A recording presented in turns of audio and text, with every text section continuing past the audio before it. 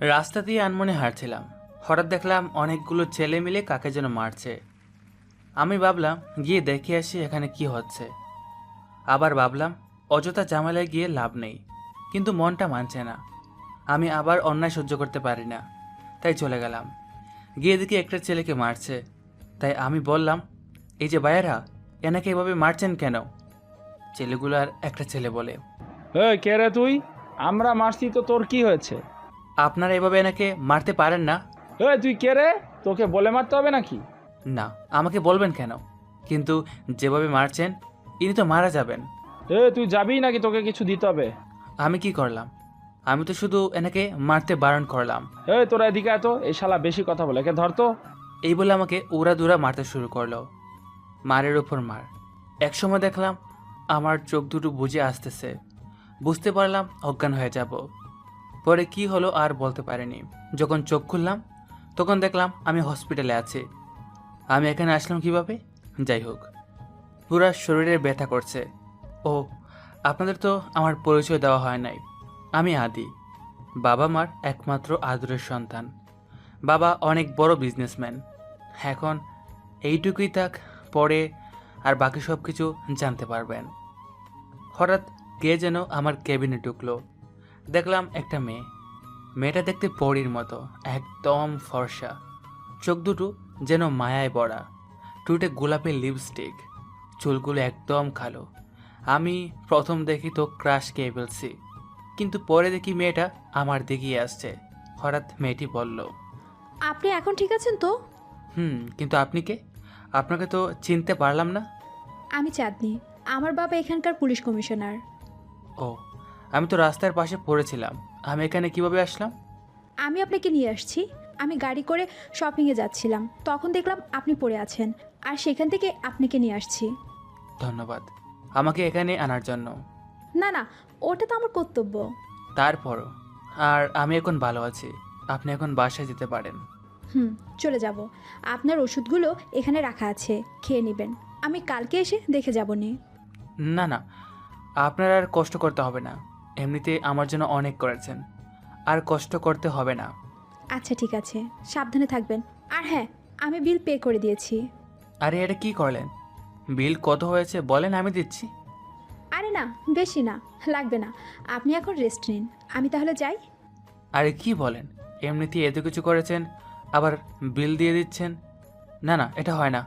বলেন কত হয়েছে। আরে লাগবে না। অনেক জোরাজুরি করলাম, কিন্তু নিল না। ওকে, আমি তাহলে যাই। ওকে, মেয়েটি চলে গেল। আমি ভাবতে থাকলাম মেয়েটি কত ভালো। শুধু মেয়েটির চোখটা বাসছে, আমার তো মনে হচ্ছে আমি মেয়েটির চোখের মায়ে পড়ে গেছি। ধুর, কী সব ভাবছি। কয়েকদিন পর আমি এখন পুরোপুরি সুস্থ, তাই ভাবলাম কলেজে যাব। ও, আপনাদের তো বলাই হয়নি আমি এখানে নতুন আসছি কয়েকদিন হলো। আজকে আমার কলেজের প্রথম দিন, তাই কলেজের উদ্দেশ্যে যাওয়া শুরু করলাম। আর মনে মনে ভাবতেছি, নতুন কলেজ, কোনো ঝামেলা করব না। ভাবতে ভাবতে কলেজে এসে পড়েছি। যখনই গেট দিয়ে ঢুকতে যাব তখনই দেখলাম একটা কালো গাড়ি গেট দিয়ে ঢুকছে। আমি এটার ভিতরে কে আছে দেখার জন্য গাড়ির দিকে তাকিয়ে আছি। তখনই দেখলাম একটা মেয়ে বেরিয়ে আসছে। আমি তো মেয়েটিকে দেখি অবাক। গাড়ি থেকে বের হওয়া মেয়েটি তো সেই মেয়েটা যে আমাকে হাসপাতালে নিয়ে গিয়েছিল। কিন্তু উনি এখানে কি করছেন? উনি কি এই কলেজে পড়ে নাকি? পড়লেও পড়তে পারে। যাই হোক, আমি ক্লাসে যাই। কিন্তু আমি তো ক্লাস চিনি না, কাউকে জিজ্ঞেস করতে হবে। সামনে কয়েকটা ছেলে দেখতে পারলাম, মনে হয় সিনিয়র হবে। যাই জিজ্ঞেস করি। গিয়ে দাঁড়ালাম তাদের সামনে, কিন্তু এদের সামনে গিয়ে তো আমি পুরাই শকড। এটা কিভাবে সম্ভব? এই আমি কাকে দেখছি? এ তো আমার ছোটবেলার বন্ধু রাজ। ও আর আমি একই স্কুলে পড়তাম, কিন্তু এ এখানে কি করছে? কিন্তু হঠাৎ কারো কথায় আমার ধ্যান ভেঙে গেল। এটার কেউ নয়, রাজ। রাজ বলল, কিরে আদি, তুই কই থেকে আসলি আবার এতদিন পরে? আরে তুই এখানে কি করছিস? আমি কি করছি মানে? আমি তো এই কলেজেই পড়ি। আগে বল, তুই এখানে কেন? কি, তুই এগুলো যে পড়স? আচ্ছা বাদ দে, আমি তো এখানেই ভর্তি হয়েছি।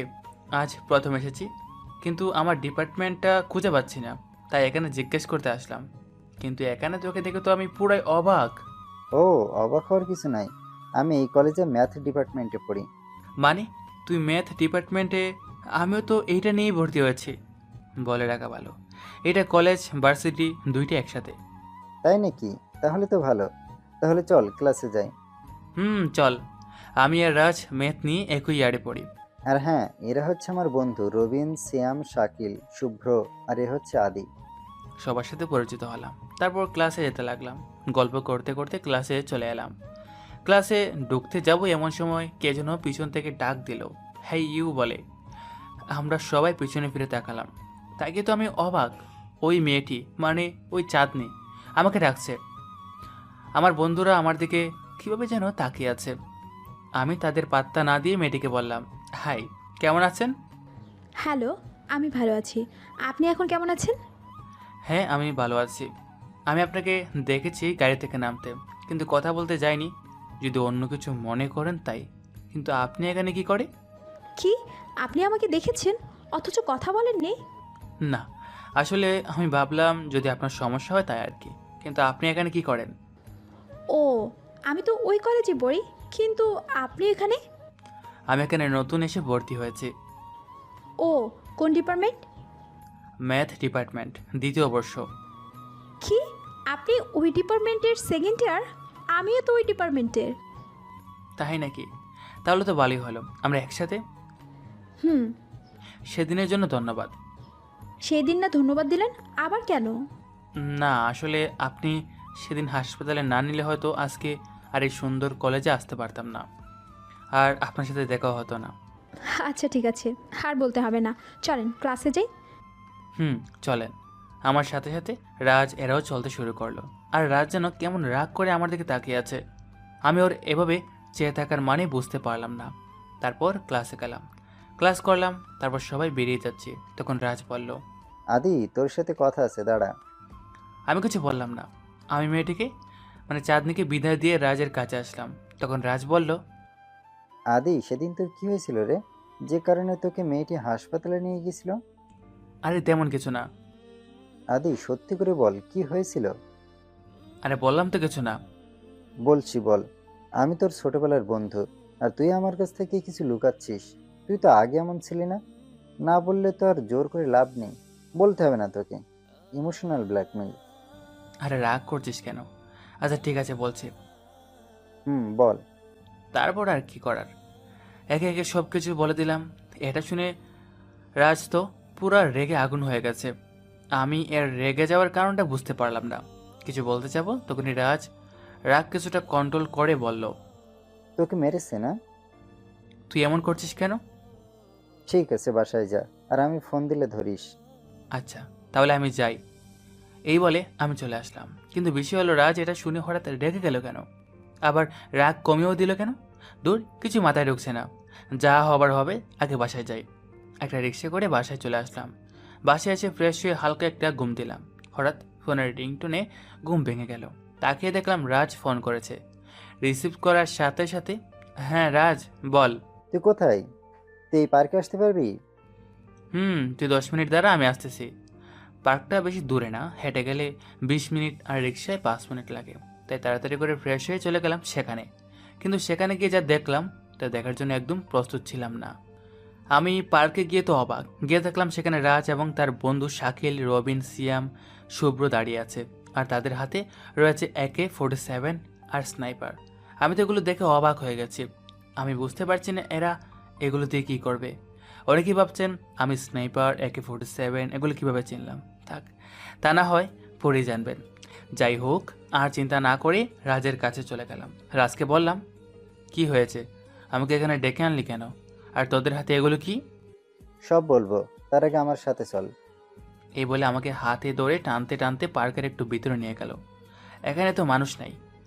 আমি বুঝতে পারলাম না এরা কি করছে। কিন্তু সেখানে গিয়ে একবার অবাক হলাম, কারণ আমার সামনে সেই গুন্ডাগুলা বাঁধা অবস্থায় দাঁড়িয়েছিল।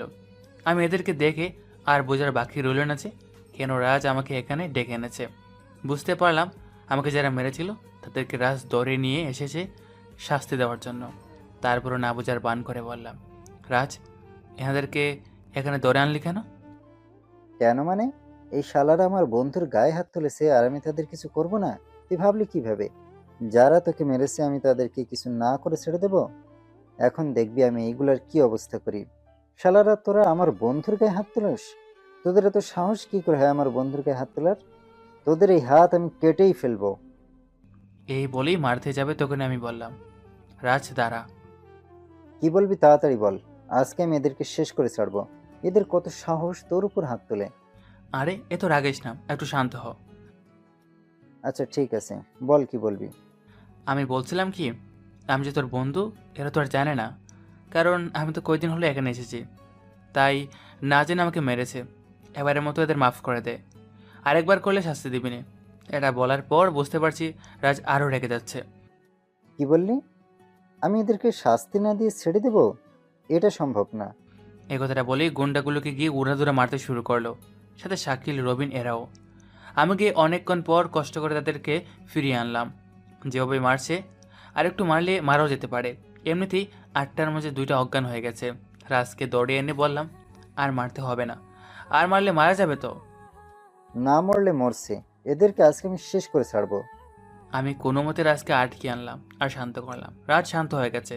তারপর রাজ বলল, এই শুভ্র, এগুলোকে হাসপাতালে ভর্তি করে দিস। আচ্ছা আমরা গেলাম, তুই যাবি? রাজ বলার আগে আমি বললাম, না, রাজ একটু পরে যাবে, আমার রাজের সাথে কিছু কথা আছে। রাজ চুপ করে বসে আছে আর শুভ্ররা গুন্ডাগুলোকে নিয়ে চলে গেল।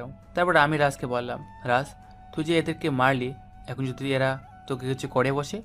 এত সময় রাজ চুপ ছিল, কিন্তু আমার কথা শুনে রাজ এমনভাবে হাসছে যে না জানি এখানে কি হয়েছে। এখন আমি ভাবতে লাগলাম, কি এমন কথা বললাম যে রাজ এভাবে হাসছে। এখনও রাজ হাসছে। আবার বললাম, হেই, কি হয়েছে, তুই এভাবে হাসছিস কেন? আমার কথা শুনে হাসিটা থামিয়ে বলল, আমাকে কিছু করবে আর এরা হাসালি ভাই। আমি হাসালাম মানে? আমি একটা সিরিয়াস কথা বলছি আর তুই বলছিস আমি তোকে হাসাচ্ছি? আসলে তুই কি জানিস আমি কে? তুই আবার কে? তুই তো রাজ, আমার বন্ধু। আচ্ছা বাদ দে। তোর কি মনে আছে আমি ছোটবেলায় কি বলেছিলাম? তুই আবার কি বলছিলি? তোর কি মনে আছে আমি বলেছিলাম যে আমি বড় হয়ে বাংলাদেশের সবচেয়ে বড় মাফিয়া হব? আর তুই বলেছিলি তুই নাকি ওয়ার্ল্ডের সবচেয়ে বড় মাফিয়া হবি। ও হ্যাঁ, মনে পড়েছে। তো কি হয়েছে? আমাদের ছোটবেলায় ইচ্ছে ছিল আমি হব ওয়ার্ল্ডের মাফিয়া আর রাজ হবে বাংলাদেশের মাফিয়া। এখনো বুঝতে পারছিস না? কি বুঝবো? আচ্ছা তুই কি মোবাক 47 নাম শুনেছিস? হুম, শুনবো না কেন? সে তো বাংলাদেশের সবচেয়ে বড় মাফিয়া। তবে এর সম্পর্কে এত বেশি জানি না, কারণ আমি তো লন্ডনে ছিলাম, তাই আর কি। ও, আপনাদের তো বলা হয়নি, আমি এতদিন বাইরে মানে লন্ডন ছিলাম। আচ্ছা যাই হোক। খুব ভালো। এই মাফিয়াকে জানিস? আমি কি করে জানবো কে আসে? আমি তো বাইরে ছিলাম, এখানের খবর তো জানি না। তাহলে এবার জানতে পারবি সে কে। সেটা কিভাবে? কারণ সেই মোবাক 47 হচ্ছে আমি। কি? হ্যাঁ, আমি হলাম মোবাক 47, এই বাংলাদেশের সবচেয়ে বড় মাফিয়া। তার মানে তুই তোর স্বপ্ন পূরণ করে ফেলছিস? তাই বলি, তুই এত সাহস কিভাবে পেলি যে গুন্ডাগুলিকে দৌড়ে এনে মেরেছিস? আমি সেই মাফিয়া অফ বাংলাদেশ। আমি তো তোর পরিচয় আরো আগে থেকে জানি। মনে মনে কথাটা বললাম, তারপরও না জানার ভান করে। ও, তা বাইক কিভাবে কি করলি? সব জানতে পারবি। আজ সন্ধ্যা হয়ে গেছে, চল বাসায় যাই। আর এইগুলা আর একদিন বলবো। আচ্ছা ঠিক আছে, চল। এই বলে সেখান থেকে চলে আসলাম। বাসায় গিয়ে ফ্রেশ হয়ে একটু বইগুলোকে নাড়াচাড়া করলাম। তারপরে মা ডাক দিল খাওয়ার জন্য। চলে গেলাম খাইতে। খাওয়া শেষ করে রুমে এসে একটু ব্যালকনিতে বসলাম, একটা সিগারেট ধরালাম। তারপর একটু বসে রুমে এসে ল্যাপটপটা হাতে নিয়ে একটু টিপাটিপি করে ঘুমিয়ে পড়লাম। সকালে ফোনের রিংটোনে ঘুম ভেঙে গেল। দেখলাম রাজ ফোন করেছে, তাই ফোনটা ধরলাম। ফোনটা ধরতেই রাজ বলল, কই রে, কলেজে আসবি না? হ্যাঁ আসবো তো। তো কয়টা বাজে, কখন আসবি? স্ক্রিনে চেয়ে দেখি 9টা বেজে গেছে। হায় হায়, এত সময় কিভাবে ঘুমালাম? কি রে, কি হলো? না কিছু না, আমি আসছি। তাড়াতাড়ি ফ্রেশ হয়ে চলে গেলাম। মা বলেছিল নাস্তা করে যেতে, শোভনা থেকে চলে আসলাম। মোবাইলে গান শুনতে শুনতে চলে আসলাম কলেজের সামনে। তারপর রিক্সার ভাড়া মিটিয়ে গেট দিয়ে ঢুকে এক সাইডে চোখটা রাখলাম, কিন্তু সেখান থেকে তো চোখ সরাতে পারছি না। আমি যেন অন্য এক মায়ার জগতে চলে গেলাম। তারপর আমি তো সেদিক থেকে চোখ ফিরাতে পারছি না। আমি এই কিরকম মায়ার জগতে ডুবে গেলাম। হঠাৎ কারো ডাকে ঘুর থেকে বেরিয়ে এলাম। পিছনে ফিরে দেখি রাজ। ও, আমি চলে এসেছি। চলে এসেছিস তো দেখতেই পাচ্ছি, এত সময় ধরে ডাকছিস শুনতে পাস নাই? আর এদিকে কি এত মনোযোগ দিয়ে দেখছিলি? ও না, আসলে আমি শুনতে পাইনি। আর ওইদিকে কি দেখবো, এমনিতে তাকিয়েছিলাম। আচ্ছা বাদ দে, চল ক্লাসে যাই। আপনারা হয়তো ভাবছেন ওইদিকে কি এমন ছিল যে আমি এভাবে তাকিয়ে আছি। তাহলে শুনুন, এদিকে চাঁদনি দাঁড়িয়েছিল, কিন্তু আমি তাকে দেখে আর চোখ ফেরাতে পারছিলাম না। আজ তার নতুন একটা বিষয় লক্ষ্য করলাম, যা দেখে আমি চোখ ফিরাতে পারছিলাম না।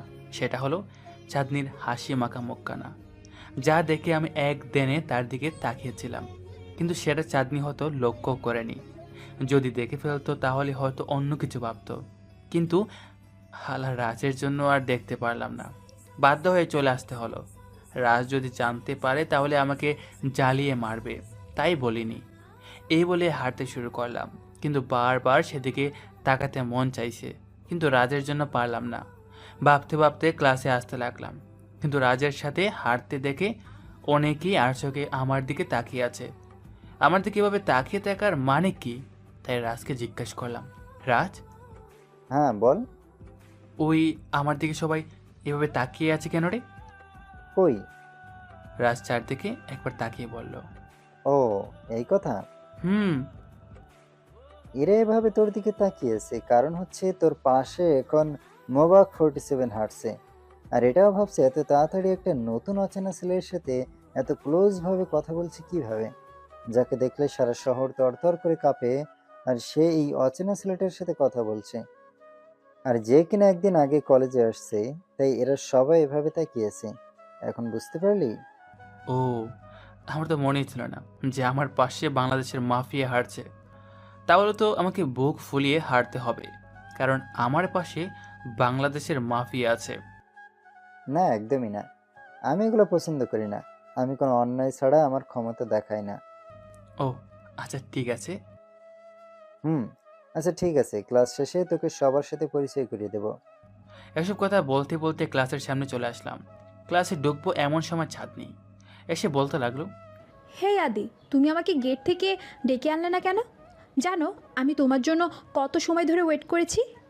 আমি তো অবাক, ভাবতে লাগলাম চাঁদনি আমার জন্য ওয়েট করছে কেন? আমি কি কালকে কখনো তাকে ওয়েট করতে বলেছিলাম নাকি? না, আমি তো বলিনি। তাহলে আমার জন্য ওয়েট করলো কেন? দূর, যা হবার হয়েছে। আগে তাকে জিজ্ঞেস করি, তাহলে জানতে পারবো। তার আগে চাঁদনি বলল, কি হলো, কথা বলছো না কেন?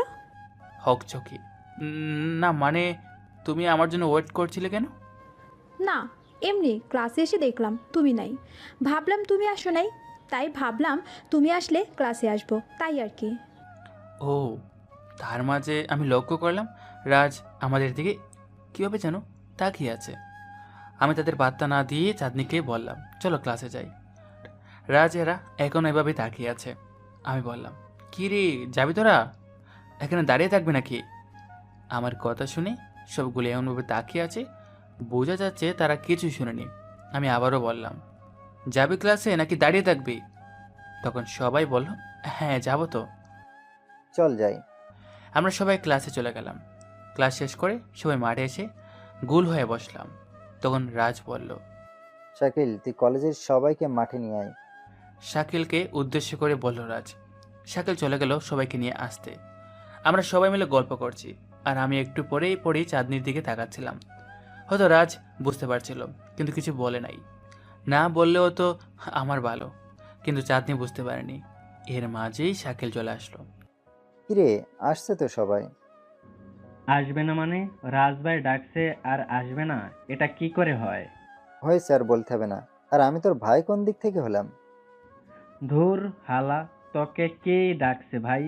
কানে বেশি শুনোস। আচ্ছা ঠিক আছে, দেখ সব এসে গেছে। দেখলাম সব ছাত্রছাত্রী চলে এসেছে, সাথে প্রিন্সিপাল স্যাররাও আসছে। আমি স্যারদেরকে দেখে অবাক হলাম। তারপর রাজ বলল, তোমাদের যে কারণে ডাকা হয়েছে, সকালে আমি যখন আদির সাথে হেঁটে হেঁটে ক্লাসে আসছিলাম তখন দেখলাম সবাই কিভাবে জানি আদির দিকে তাকিয়েছিলে। তোমরা হয়তো ভাবছো এটা কে। তাহলে শোনো, এ হচ্ছে আমার ছোটবেলার বন্ধু আদি।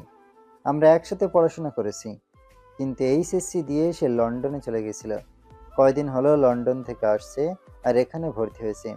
আশা করব তোমরা সবাই আদির সাথে ভালো ব্যবহার করবে। এটা বলার জন্যই তোমাদেরকে এখানে ডাকা হয়েছিল। এখন তোমরা যেতে পারো। সবাই চলে গেল। আমি তো সারা সময় চাঁদনির দিকে তাকিয়েছিলাম, আর চাঁদনি মনোযোগ দিয়ে রাজের কথা শুনছিল, আর আমি একদিনে তার চোখ আর মনোযোগী মুখটা দেখছিলাম। তারপর আবার কিছু সময় গল্প করে বাসায় চলে আসলাম। পরের দিন কলেজে আসলাম, অনেক বন্ধু হলো। এইভাবে কয়েকদিন ভালোই গেল। হঠাৎ একদিন দেখলাম রাজ খুব চিন্তিত। আমি বললাম, কি রে রাজ, এইভাবে বসে কি চিন্তা করছিস? না কিছু না, তুই কখন এলি? এই তো এখন এলাম। আর তুই কি ভাবছিস, আমাকে বলবি না? আরে তেমন কিছু না, আর জানলে অযথা টেনশন করবি। তুই বলবি নাকি আমি চলে যাব? অনেকক্ষণ চুপ থেকে বলা শুরু করলো। রাজের কথা শুনে তো আমার মাথায় আগুন জ্বলছে। রাজ বলল, বাংলাদেশে লন্ডনের একটা গ্যাংয়ের নজর পড়েছে, তারা কয়দিন পর আক্রমণ করবে, তাই চিন্তা করছি। রাগ কন্ট্রোল করে জোরে একটা নিঃশ্বাস নিয়ে, ও এই কথা, আচ্ছা তুই কিছু করবি না? করবো না মানে? আমাদের দেশে খারাপ কিছু হবে আর আমি হাত গুটিয়ে বসে থাকবো নাকি? আচ্ছা আমাকে সাথে নিয়ে যাস। কি তুই যাবি আমার সাথে? অবাক হয়ে লাভ নেই, আমাকে সাথে নিয়ে যাস। আচ্ছা ঠিক আছে। এই বলে বাসায় চলে আসলাম। এভাবে চিন্তা করে করে কয়দিন চলে গেল। তারপর জানতে পারলাম কালকে নাকি অ্যাটাক করবে সেই গ্যাং। আমি আমার মতো প্রস্তুত হতে লাগলাম, কাউকে না জানিয়ে। কারণ আমি জানি রাজ আমাকে এইরকম বিপজ্জনক জায়গায় কখনো নিয়ে যাবে না, তাই আমি নিজের মতো করে প্রস্তুতি নিচ্ছি। তারপর জানতে পারলাম আজকে সন্ধ্যায় তারা অ্যাটাক করবে। আমিও আমার মতো রেডি হয়ে গেলাম। সন্ধ্যার আগেই বেরিয়ে পড়তে হবে, কারণ আমি জানি যে গ্যাংটা বাংলাদেশে অ্যাটাক করতে চলেছে সেটি অনেক শক্তিশালী, যেটাকে রাজ আটকাতে পারবে না। তাই সেখানে আমাকে যেতে হবে, নয়তো রাজের অনেক ক্ষতি হতে পারে। তাই চিন্তা করতে লাগলাম কি করা যায়। ভাবতে ভাবতেই বিকাল হয়ে গেল। আমিও যাওয়ার জন্য রেডি হতে লাগলাম। আমার প্রিয় কালো জ্যাকেটটা পরে নিলাম, সাথে একটা রাইফেল আর একটা AK-47 নিয়ে নিলাম। রেডি হতে হতে সন্ধ্যা প্রায় হয়ে গেছে, তাই আর দেরি না করে আমার কালো বাইকটা নিয়ে বেরিয়ে গেলাম। উদ্দেশ্য পুরান ঢাকা, কারণ সেখানে অ্যাটাক হবে। সেখানে যেতে প্রায় 1 ঘন্টার মতো লাগবে। তবে আমার এত সময় লাগবে না, কারণ আমি বাইকের টান সবসময় 100+ রাখি, না হলে আমি গাড়ি চালিয়ে মজা পাই না। যাই হোক, বাইক চলছে আপন গতিতে, আর আমি চারপাশটা ভালো করে খেয়াল করছি, কারণ কখন কি হয় বলা যায় না। আর আমি এই ঢাকার এত বেশি রাস্তাও চিনি না। কিন্তু 10 মিনিট চালিয়ে দেখতে পেলাম সামনে অনেক জ্যাম, রাস্তা পুরোই ব্লক হয়ে রয়েছে, যার কারণে সামনে এগোতে পারছি না। কিন্তু সেখানে না পৌঁছালে রাজের সাথে অনেক খারাপ কিছু হয়ে যেতে পারে। কোনো উপায় খুঁজে পাচ্ছি না। বাধ্য হয়ে আমার অ্যাসিস্ট্যান্টকে ফোন দিতে হয়েছে, আর তার নাম আকাশ, কারণ সে আমার সাথে বাংলাদেশে এসেছে। আমাকে একা সে কোথাও ছাড়তে চায় না, তাই বাধ্য হয়ে তাকে আনতে হয়েছে। কিছুক্ষণ পর সে ফোন ধরলো। হ্যালো বস, ভালো আছেন? হ্যাঁ আমি ভালো আছি, কিন্তু আমার এখন ইমিডিয়েটলি একটা হেলিকপ্টার লাগবে। কেন, কি হয়েছে বস? কোনো সমস্যা বস? না তেমন কিছু না, তুই তাড়াতাড়ি হেলিকপ্টার নিয়ে আয়। আমি এখনই নিয়ে আসছি, তাড়াতাড়ি লোকেশনটা দিন। আমি লোকেশনটা মেসেজ করে পাঠিয়ে দিলাম। রিপ্লাই আসলো, 10 মিনিট ওয়েট করেন, চলে আসছি। আপনারা হয়তো ভাবছেন আকাশ এত তাড়াতাড়ি হেলিকপ্টার কোথায় পাবে। তাহলে বলি, আমার নিজের 3টা হেলিকপ্টার আছে। আবার হয়তো ভাবছেন আমার কাছে কীভাবে হেলিকপ্টার থাকবে, এটা একটু পরে জানতে পারবেন। এখন মাথায় কিছু কাজ করছে না রাজের চিন্তায়। কী আর করবো, 10 মিনিট ওয়েট করতে হবে। পাশে দেখলাম একটা টং দোকান আছে, তাই সেখানে গিয়ে একটা সিগারেট কিনে ধরালাম। এমনিতে আমার সাথে প্যাকেট থাকে, কিন্তু আজকে তাড়াহুড়োর কারণে আনতে ভুলে গেছি। আর এদিকে রাজ তার গ্রুপের সকল ক্রু মানে পোলাপানকে ডেকে এনে তার গোডাউনে জড়ো করেছে। সবাইকে আগে থেকে বলে দেওয়া হয়েছিল, যার কারণে সবাই রেডি হয়ে আসছে। তার ক্রু প্রায় 200 থেকে 300 হবে। তারা সবাইকে সব কিছু বুঝিয়ে দিল কিভাবে কি করতে হবে। কয়েকজনের হাতে স্নাইপার আর কয়েকজনের হাতে AK-47 দিয়ে দিল, আর সবার হাতে 2 থেকে 3টা করে নাইফ দেওয়া হলো। তারপর সবাই মিলে প্রায় 40টা প্লাস গাড়ি নিয়ে বেরিয়ে পড়ল। রাজের গাড়ির মাঝখানে, সামনের পিছনে গাড়ি, সবগুলো কালো রঙের, একসাথে যেতে লাগলো। অনেক বড় লাইন হয়ে গেছে, যেতে অনেক সময় লাগবে। গাড়ি চলতে শুরু করলো, আর রাজ চিন্তা শেষ। কি হবে কে জানে, কত বড় গ্যাং সে নিজেও জানে না। এদিকে 10 মিনিট হয়ে গেছে, কিন্তু এখনও আকাশ আসছে না। তাই আবার ফোন দিব বলে ফোনটা হাতে নিলাম। এর মাঝে হেলিকপ্টারের শব্দ শোনা গেল, মানে আকাশ এসে গেছে। এখন একটু শান্ত লাগছে। রাস্তাটা অনেক বড় থাকায় হেলিকপ্টার রাস্তায় নামিয়ে ফেলেছে। আমি বাইকটা তাড়াতাড়ি রেখে হেলিকপ্টারে উঠে বসলাম, তারপর চলতে শুরু করলাম। 5 মিনিট পরে জায়গায় পৌঁছে গেলাম, কিন্তু এখানে এসে তো আমি পুরো অবাক, কারণ সেই গ্যাংয়ের ক্রু রাজের থেকে অনেক বেশি, প্রায় 1000-এর কাছাকাছি হবে। আমি হেলিকপ্টারটি তাদের থেকে কিছুটা দূরে নামালাম, যাতে তারা কোনোভাবে টের না পায়। বুঝতে পারলাম এখানে রাজের গ্যাংয়ের লিডারের কথা হচ্ছে। আমি আড়ালে থেকে তাদের কথা শুনতে থাকলাম। যতটুকু বুঝতে পারলাম, ওই লিডারটা বাংলাদেশে দখল নিতে আসছে, কিন্তু রাজ এক কথায় সে দিবে না। তখন গ্যাং লিডার তার ক্ষমতা দেখালো। তারপরও রাজ অনর, সে তার দেশ অন্যের হাতে দিবে না। এর জন্য যদি মরতে হয় তাহলে মরবে। এই কথা শুনে গ্যাং লিডার রেগে আগুন হয়ে গিয়েছে। আমি লিডারকে চিনতে পারছি না, কারণ আমি রাজের পিছনে দাঁড়িয়েছিলাম, আর লিডার রাজের সামনে সোজাসুজি দাঁড়িয়ে ছিল, যার ফলে তাকে ভালো করে দেখতে পারছিলাম না। তারপর দেখলাম গ্যাং লিডার রাগে রাজকে লাথি মেরে মাটিতে ফেলে দিয়েছে। এটা থেকে আমার মাথায় রক্ত উঠে গেল। আড়াল থেকে বেরিয়ে সরাসরি গ্যাং লিডারের বুকের উপর লাথি মেরে ফেলে দিলাম। তখনই আমার মুখটা দেখতে পেল, সাথে সাথে 2 থেকে 3 হাত পিছনে গিয়ে ছিটকে পড়ল। আর এদিকে রাজ পড়ে পড়ে দেখছে। আমাকে দেখে সে আর কথা বলতে পারছে না। বুঝতে পারলাম ভয় পেয়েছে। কিন্তু এ তো স্মিথ, যার লন্ডনে একটা বড় গ্যাং আছে, যেটা স্মিথ দেখাশোনা করে। তবে এই গ্যাংটা আমার আন্ডারে কাজ করে, আর স্মিথকে দায়িত্ব আমি নিজে দিয়েছিলাম। তাকে থেকে আমার রাগ চরম পর্যায়ে পৌঁছে গেল। তারপর, তোর সাহস কী করে হয় আমার অনুমতি না নিয়ে আরেক দেশে অ্যাটাক করার, আবার আমি যেখানে আছি সেখানে অ্যাটাক করার? রাগে আরেকটা ঘুষি মারলাম। তারপর তাড়াতাড়ি উঠে এসে আমার পায়ে পড়ে বলতে লাগলো, ভাই আমাকে মাফ করে দেন ভাই, আমি জানতাম না যে আপনি এখানে আছেন। ভাই আমারে মাফ করে দেন ভাই, আমার ভুল হয়ে গেছে ভাই, আর জীবনেও কোনো দেশে অ্যাটাক করব না ভাই, প্লিজ ভাই মাফ করে দেন ভাই, একবার মাফ করে দেন ভাই, এমন ভুল আর জীবনেও করব না। কিন্তু আমার তো রাগে আমার মাথা ফেটে যাচ্ছে। আপনারা তো আগামাথা কিছুই বুঝতে পারেন নাই। আবার হয়তো ভাবছেন আমাকে দেখে এত বড় গ্যাং লিডার ভয় পাচ্ছে কেন। কারণ এই ওয়ার্ল্ডের একজন মাফিয়া আছে, যাকে সবাই এক নামে চেনে। সে যেখানে যায় সেখানে পুলিশ, এমপি, মন্ত্রী সবাই আতঙ্কে থাকে। আর সেই মাফিয়া হচ্ছে আমি নিজে, যার কারণে আমাকে দেখলে সবাই ভয়ে কেঁপে ওঠে। তবে আমাকে চেনে না কয়েকজন ছাড়া। এখন বুঝতে পারছেন আমি কে? আমি হলাম এই ওয়ার্ল্ডের মাফিয়ার মাফিয়া। আর এদিকে রাজ অবাক হয়ে আমার দিকে তাকিয়ে আছে আর ভাবছে এগুলো কি হচ্ছে, আর এত বড় গ্যাংয়ের লিডার আমার পায়ে ধরছে, এটা কিভাবে সম্ভব?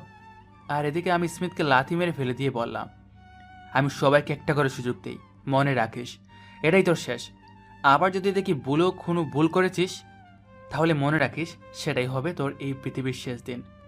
যা, এবার চলে যা, আর ভুলেও এই দেশে পা রাখার চেষ্টা করিস না, তাহলে আর বেঁচে থাকতে পারবি না, মাইন্ড ইট। এটা বলার সাথে সাথে স্মিথ চলে গেল, আর আমি রাজের দিকে অগ্নি দৃষ্টিতে তাকালাম। বুঝতে পারলাম রাজ ভয় পেয়েছে। তারপর আকাশকে বললাম লাশগুলো ফেলে দিতে। এটা বলে রাজের কাছে আসলাম। লক্ষ্য করলাম আমাকে দেখে এখনো ভয় পাচ্ছে। তাই তোকে বলছিলাম না আমাকে নিয়ে আসতে? সরি ভাই। কিরে ভয় পাচ্ছিস কেন? রাজের অবস্থা দেখে আমার হাসি পাচ্ছে, তাই রাগ উড়ে গেল। ভয় তো একটু করছেই, কিন্তু আপনি কে ভাই? তা তো পাবি, আর আমি কে সেটা পরে বলবো, কিন্তু এখন আমাকে কি বলে ডাকলি? কই কিছু না তো, শুধু ভাই বললাম। আমি তোর কোন কালের বাইরে হালা? আমরা হলাম বন্ধু, এর মাঝে বাই কোথা থেকে আনলি?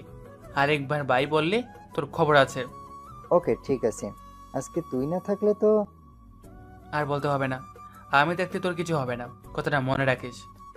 হুম। হঠাৎ রাজ কি মনে করে আমাকে জড়িয়ে ধরে কাঁদতে লাগলো। আমি কিছু বুঝতে পারলাম না।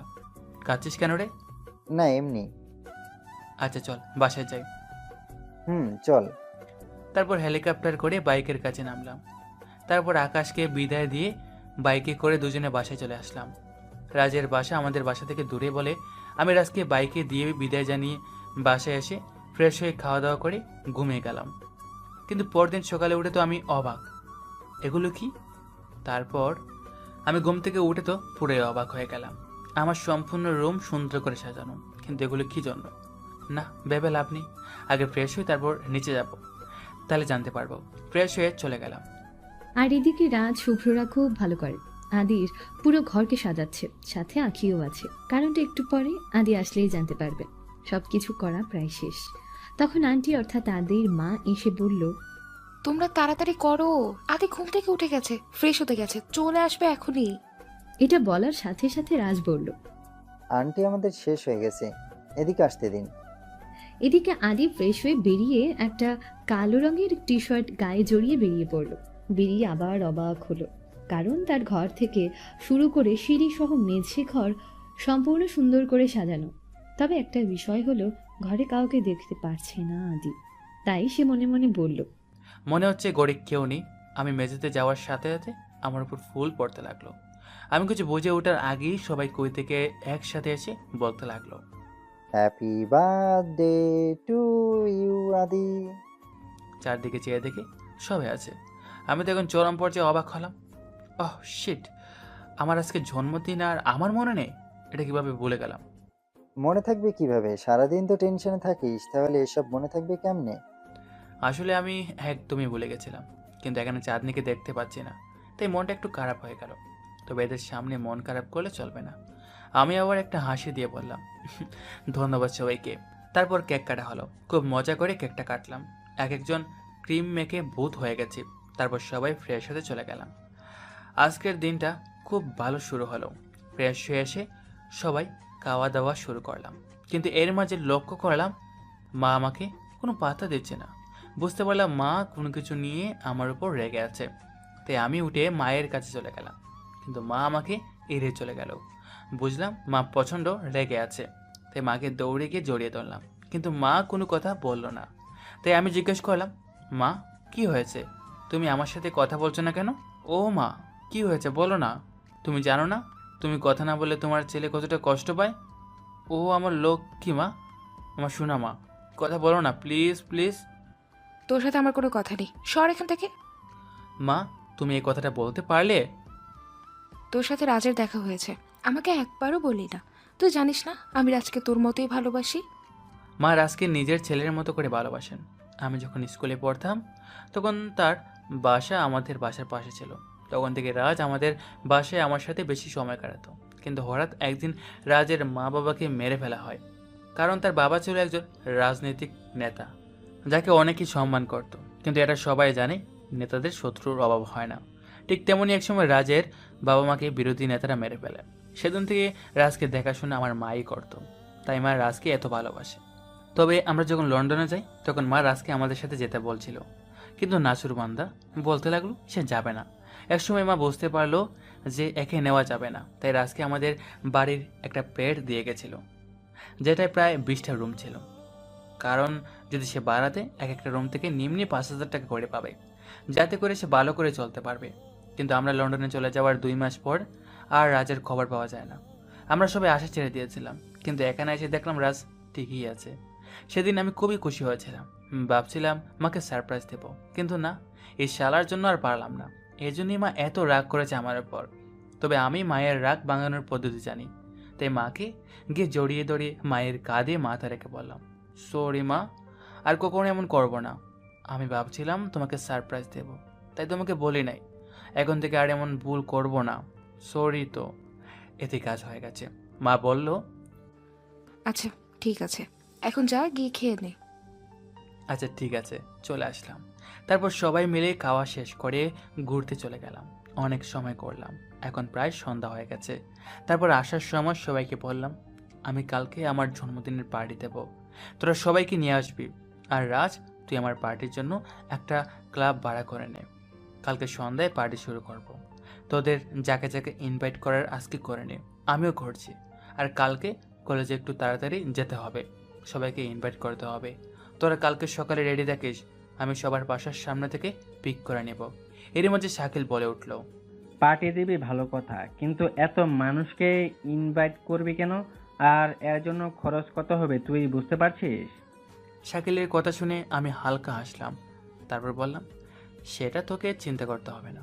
এর মাঝে রাজ বলল, ভাই আজকে কিন্তু তোকে বলতে হবে, তুই আসলে কে? সবাই একসাথে বলল।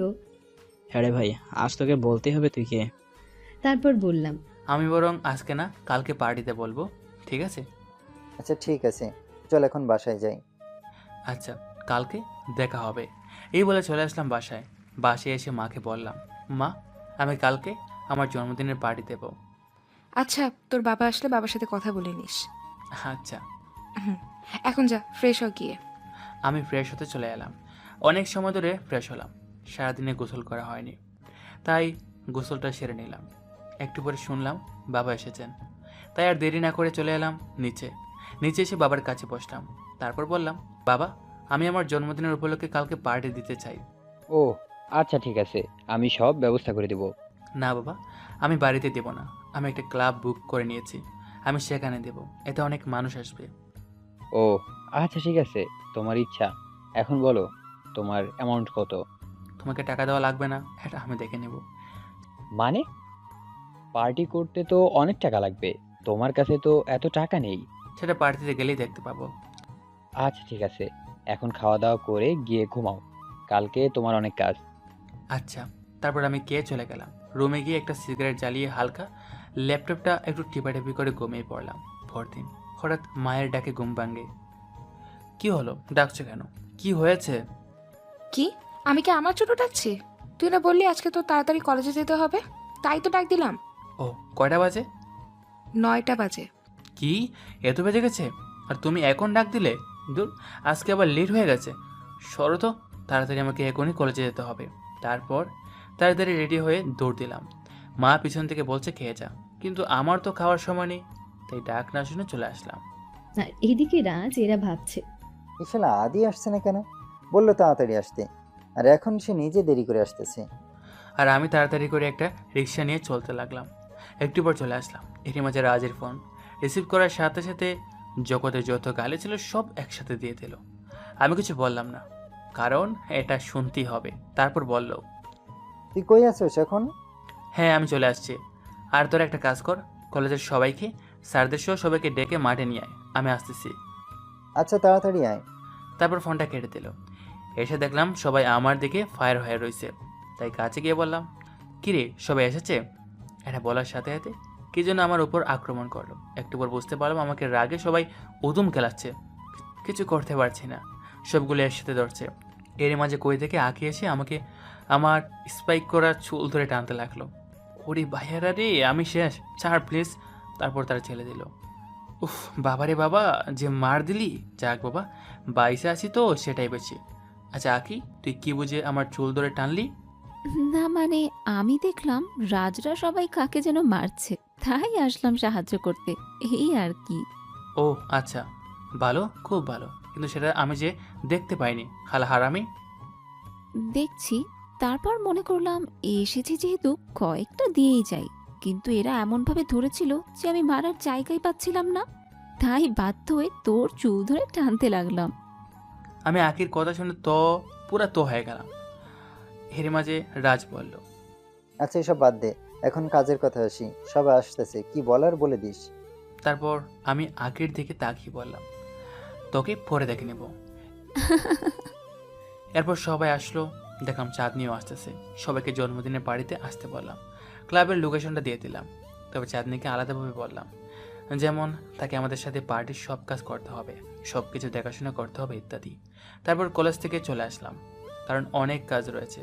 এক সময় দেখলাম বিকেল হয়ে গেছে, তাড়াতাড়ি রেডি হয়ে চলে গেলাম। গিয়ে দেখলাম রাজরা চলে আসছে, কিন্তু আঁকি আর চাঁদনি আসেনি। আমি তাদের জন্য অপেক্ষা করতে লাগলাম। এক সময় সবাই আস্তে আস্তে চলে আসতে লাগলো, কিন্তু চাঁদনি এখনো আসেনি। আমি খুবই চিন্তিত হয়ে পড়লাম। তখন রাজ বলল, সবাই এসে গেছে, আর সন্ধ্যাও হয়ে গেছে। কিন্তু রাজ, চাঁদনি তো এখনো আসেনি। মন খারাপ করে তখন রাজ আমাকে অবাক করে দিয়ে বলল, কে বলেছে আসেনি?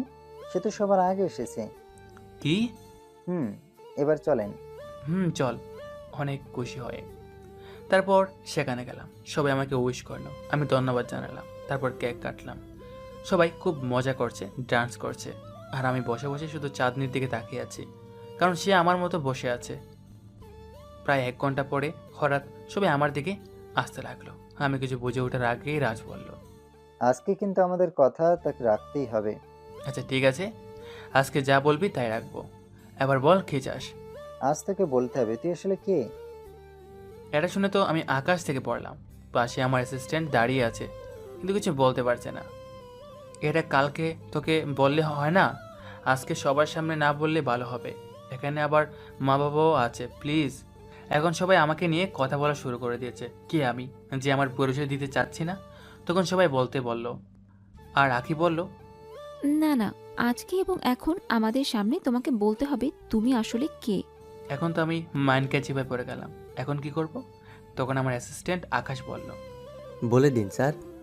আকাশের মুখে স্যার কথাটা শুনে সবাই অবাক। আসলে কি আমি যে আমাকে সে মানে আকাশ স্যার ডাকছে? তখন আর জোরে সবাই বলতে লাগলো, তখন আরো জোরে সবাই বলতে লাগলো। বলো আদি, তুমি আসলে কে, আর এই লোকটা তোমাকে স্যার কেন ডাকছে? তারপর আর কি করার, এখন সবাইকে বলতে হবে, না হলে আমাকে ছাড়বে না। তাই বাধ্য হয়ে বলতে হচ্ছে। সবাই শোনার জন্য অপেক্ষা করছে, কিন্তু আমার বাবা মার জন্য ভয় করছে। কারণ তারা যদি জানতে পারে তাদের ছেলে একজন মাফিয়া, তাহলে তারা খুব কষ্ট পাবে। কিন্তু কি আর করার আছে বলুন, আমাকে তো বলতেই হবে, নয়তো আজকে এখান থেকে বের হতে পারবো না। তাই বাবা মার মুখের দিকে তাকালাম, দেখলাম তারা খুবই উৎসুক হয়ে রয়েছে আমি আসলে কে তা জানতে। তাই বলতে শুরু করলাম। সবাই হয়তো ভাবতে পারো আমি একজন সাধারণ মানুষ কিংবা খুব নিরীহ একজন, কারণ আমাকে দেখতে প্রায় এরকমই লাগে। আসলে আমি এরকম থাকতে ভালোবাসি, তাই আমাকে এরকম দেখায়। আমাকে আমার মা বাবা বলতো, বাবা, তুই কি এখনো সে আগের যুগেই আছিস, নাকি তোর বাপের টাকা কম আছে যে তুই এরকম থাকিস? কিছু হলেও পরিবর্তন হ। আমি বলতাম, মা আমাকে এরকম থাকতে দাও, আমার এরকম থাকতে ভালো লাগে। কিন্তু মা বাবা কেউই জানতো না যে কেন আমি ওইরকম থাকি। এর কারণ ছিল লন্ডনের একটা মেয়ে। আমি মেয়েটিকে খুব ভালোবাসতাম, নিজের থেকেও বেশি ভালোবাসতাম। নাম ছিল সিনহা মোমোল্যান্ড। আমরা দুজনকে পেয়ে খুবই খুশি ছিলাম। কিন্তু একদিন হলো বিপত্তি। আমরা দুজন মিলে একটা পার্কে গিয়েছিলাম। সেখানে একটা বেঞ্চে বসে আমরা সুখ দুঃখের আলাপ করছিলাম। কিন্তু হঠাৎ করে কোথা থেকে যেন কয়েকটা ছেলে আমাদের কাছে আসলো, এসে আমাদেরকে ডিস্টার্ব করতে লাগলো, সিনহার গায়ে হাত দিতে থাকলো। কিন্তু আমি তাদেরকে ফেরাতে পারিনি, কারণ তারা ছিল লন্ডনের সবচেয়ে বড় গ্যাংয়ের লোক, যারা অকারণে মেয়েদের ডিস্টার্ব করতো, ধরে নিয়ে যেত। কিন্তু কোথাও নিয়ে যেত তা নিয়ে কেউ খুঁজতো না, কারণ তাদের সাথে লাগতে গেলে মৃত্যু নিশ্চিত। তাই কেউ আগ বাড়িয়ে তাদের সাথে লাগতে আসতো না। আপনারাই বলেন, কে চায় নিজের মৃত্যুকে ডেকে আনতে? আমাদের সাথেও ঠিক এমনই হয়েছিল। কিন্তু আমি কিছু করতে পারলাম না, কারণ আমাকে তাদের মাঝে কয়েকটা ছেলে আমাকে ধরে রেখেছিল। তাই আমি কিছু করতে পারলাম না। আর এদিকে মেয়েটি আমার নাম ধরে আমাকে বারবার ডাকছিল, কিন্তু আমার কিছু করার ছিল না। কিন্তু হঠাৎ করে কে যেন আমাকে পেছন থেকে মাথায় আঘাত করলো। এত জোরে আঘাত করেছিল যে আমি মাটিতে লুটিয়ে পড়েছিলাম। আর তারা আমার কলেজের টুকরাটাকে টেনে হিস্টে কোথায় যেন নিয়ে গিয়েছিল। তারপর আমি প্রায় অজ্ঞান হয়ে যাব এমন অবস্থায় দেখলাম সিনহাকে পার্কের পাশে একটি ঘন জঙ্গলের ভিতরে নিয়ে যাচ্ছে। তারপর আর মনে নেই। যখন আমার জ্ঞান ফিরল তখন দেখতে পেলাম আমার পাশে একটা বৃদ্ধ বসে আছে। তখন আমাকে বৃদ্ধ মানুষটা বলল, বাবা, তুমি কে আর তোমার বাসা কোথায়? আমি তোমাকে অমুক পার্কের পাশে পেয়েছি, তারপর দেখলাম তোমার মাথা থেকে রক্ত ঝরছে, তাই তোমাকে এখানে নিয়ে এসেছি। এবার বলো বাবা, তোমার বাসা কোথায়? এই কথাগুলো শুনি আমার সিনহার কথাগুলো মনে পড়ে গেল। তখন খুব তাড়াতাড়ি করে সেখান থেকে চলে আসলাম। বৃদ্ধ আমাকে আটকে ছিল, কিন্তু আমি তার সাথে জোরাজুরি করে সেখান থেকে চলে এলাম। কিন্তু এসে কোনো লাভ হচ্ছিল না, কারণ মেয়েটিকে কোথাও খুঁজে পাচ্ছিলাম না। তাই সেই জঙ্গলে বসে আমি কাঁদতে থাকি। কিন্তু হঠাৎ আমার কানে গুঙ্গানির শব্দ আসলো। আমি সেই শব্দকে ফলো করতে করতে চলতে লাগলাম। একসময় আমি একটা মানুষকে দেখতে পেলাম, দূর থেকে বোঝা যাচ্ছে না, তাই দৌড়ে এগিয়ে গেলাম। কিন্তু সামনে গিয়ে তো আমি পুরো পাগল হয়ে গেছিলাম, কারণ আমার সামনে আমার প্রিয় কলেজের টুকরোটা পড়ে আছে। এটা দেখে আমি আর ঠিক থাকতে পারলাম না, তাই দৌড়ে সিনহার কাছে গেলাম। গিয়ে তার মাথাটা আমার কোলে রাখলাম আর বলতে থাকলাম, কি হয়েছে কলেজে তোর? তুই না থাকলে আমি বাঁচতে পারবো না, প্লিজ কথা বল। অনেক কাঁদলাম। হঠাৎ সিনহা একটা জোরে নিঃশ্বাস নিয়ে উঠল। আমি সাথে সাথে বলতে লাগলাম, কলেজা, এই তোমার কিছু হবে না, এদিকে তাকাও প্লিজ। তখন মনে হচ্ছিল কে জানি আমার শরীর থেকে কলেজাটা আলাদা করে নিচ্ছে। তখন হঠাৎ করে জোরে আরেকটা নিঃশ্বাস নিয়ে সিনহা বলে উঠল, জান, আমার একটা শেষ কথা রাখবি? এভাবে বলছে কেন জান? আমি আছি না, দেখো তোমার কিচ্ছু হবে না। খুব কষ্ট করে তার মুখ দিয়ে কথা বেরোচ্ছিল না, এরা দেখে আমার কান্নার গতি বেড়ে গেল। তারপর কোনো মতে বললাম, এভাবে বলছে কেন? তোমার একটা কেন, 1000টা কথা রাখবো। তুমি কথা দাও কালকে থেকে আর এই লন্ডন শহরে কোনো ধর্ষণ হতে দিবে না। কথা দাও প্লিজ, কথা দাও, না হলে আমি মরে গিয়েও শান্তি পাবো না। তখন আমি বলেছিলাম, আমি তোমাকে কথা দিচ্ছি, কালকে থেকে এই শহরে কোনো দর্শন হবে না, কথা দিলাম তোমাকে। তখনই খেয়াল করলাম সিনহা আর নিঃশ্বাস নিচ্ছে না। এটা বুঝতে পেরে মনে হচ্ছে আমারও শ্বাস আটকে গেছে। তারপর অনেক কান্না করলাম।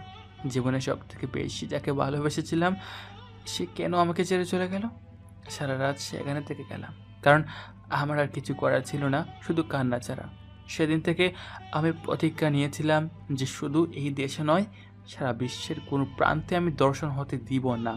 তারপর একটু থামলাম, তখন খেয়াল করলাম বাড়ির সবাই কান্না করছে। রাজ আমাকে জড়িয়ে ধরে কান্না করছে, আর চাঁদনি আমার দিকে একদিনে চেয়ে রয়েছে। এ বুঝি তার চোখ থেকে জল গড়িয়ে পড়ল। তার কিছুক্ষণ পরে সবাই শান্ত হলো। তখন রাজ বলল, তারপর কি হয়েছিল? তারপর থেকে আমি সিদ্ধান্ত নিয়েছিলাম প্রথমে এই লন্ডনের সবচেয়ে বড় গ্যাংকে শেষ করব, তারপর অন্যগুলা। এরপর থেকে শুরু করলাম আমার এই ডেঞ্জারাস অভিযান। তারপর কাজে লেগে পড়লাম। তবে এদেরকে খুঁজে পেতে এত কষ্ট করার প্রয়োজন হলো না, কারণ এরা সবসময় মেয়েদের ডিস্টার্ব করতে ব্যস্ত থাকে, তাই তাদেরকে সহজেই পেয়ে গেলাম। তখন থেকে লেগে পড়লাম তাদের পেছনে। আস্তে আস্তে সব খোঁজখবর রাখতে লাগলাম। একসময় প্রায় সব খোঁজখবর পেয়ে গেলাম। এর মাঝে আমি অনেক পোলাপান জোগাড় করে ফেললাম, যার কারণে আমার এত কষ্ট হয় না।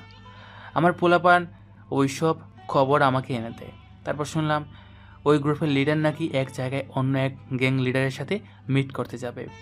আমি মনে করলাম এরকম সুযোগ হাতছাড়া করা যায় না, তাই জি বাবা সেই কাজ। লেগে গেলাম প্ল্যান করতে। তারপর আমার গ্রুপের সবাইকে ডেকে এক জায়গায় করলাম। তারপর প্ল্যানটা সবাইকে বললাম সন্ধ্যা রেডি থাকতে, কারণ আমরা সন্ধ্যার পরে অ্যাটাক করব। ঠিক তখনই আমরা অ্যাটাক করব, কারণ তখন তাদের কাছে এত গার্ড থাকে না। বেশি হলে 15 থেকে 20 জনের মতো হবে, যেখানে আমি সহজেই তাকে মারতে পারবো। কারণ এখন প্রায় আমার কাছে 50+ পোলাপান আছে, তাই তৈরি হয়ে নিলাম।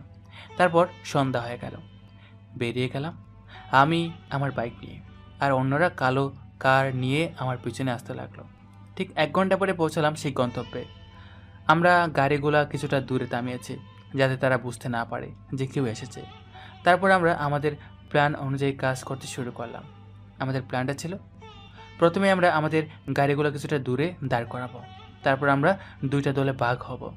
একটা দল থাকবে একটু দূরে, যাদের হাতে থাকবে একটা করে স্নাইপার, আর একটা দল যাবে সেই গাড়িদের পেছনে, কারণ দূরে থেকে স্নাইপার দিয়ে যাদের মারা হবে তাদের ধরার জন্য।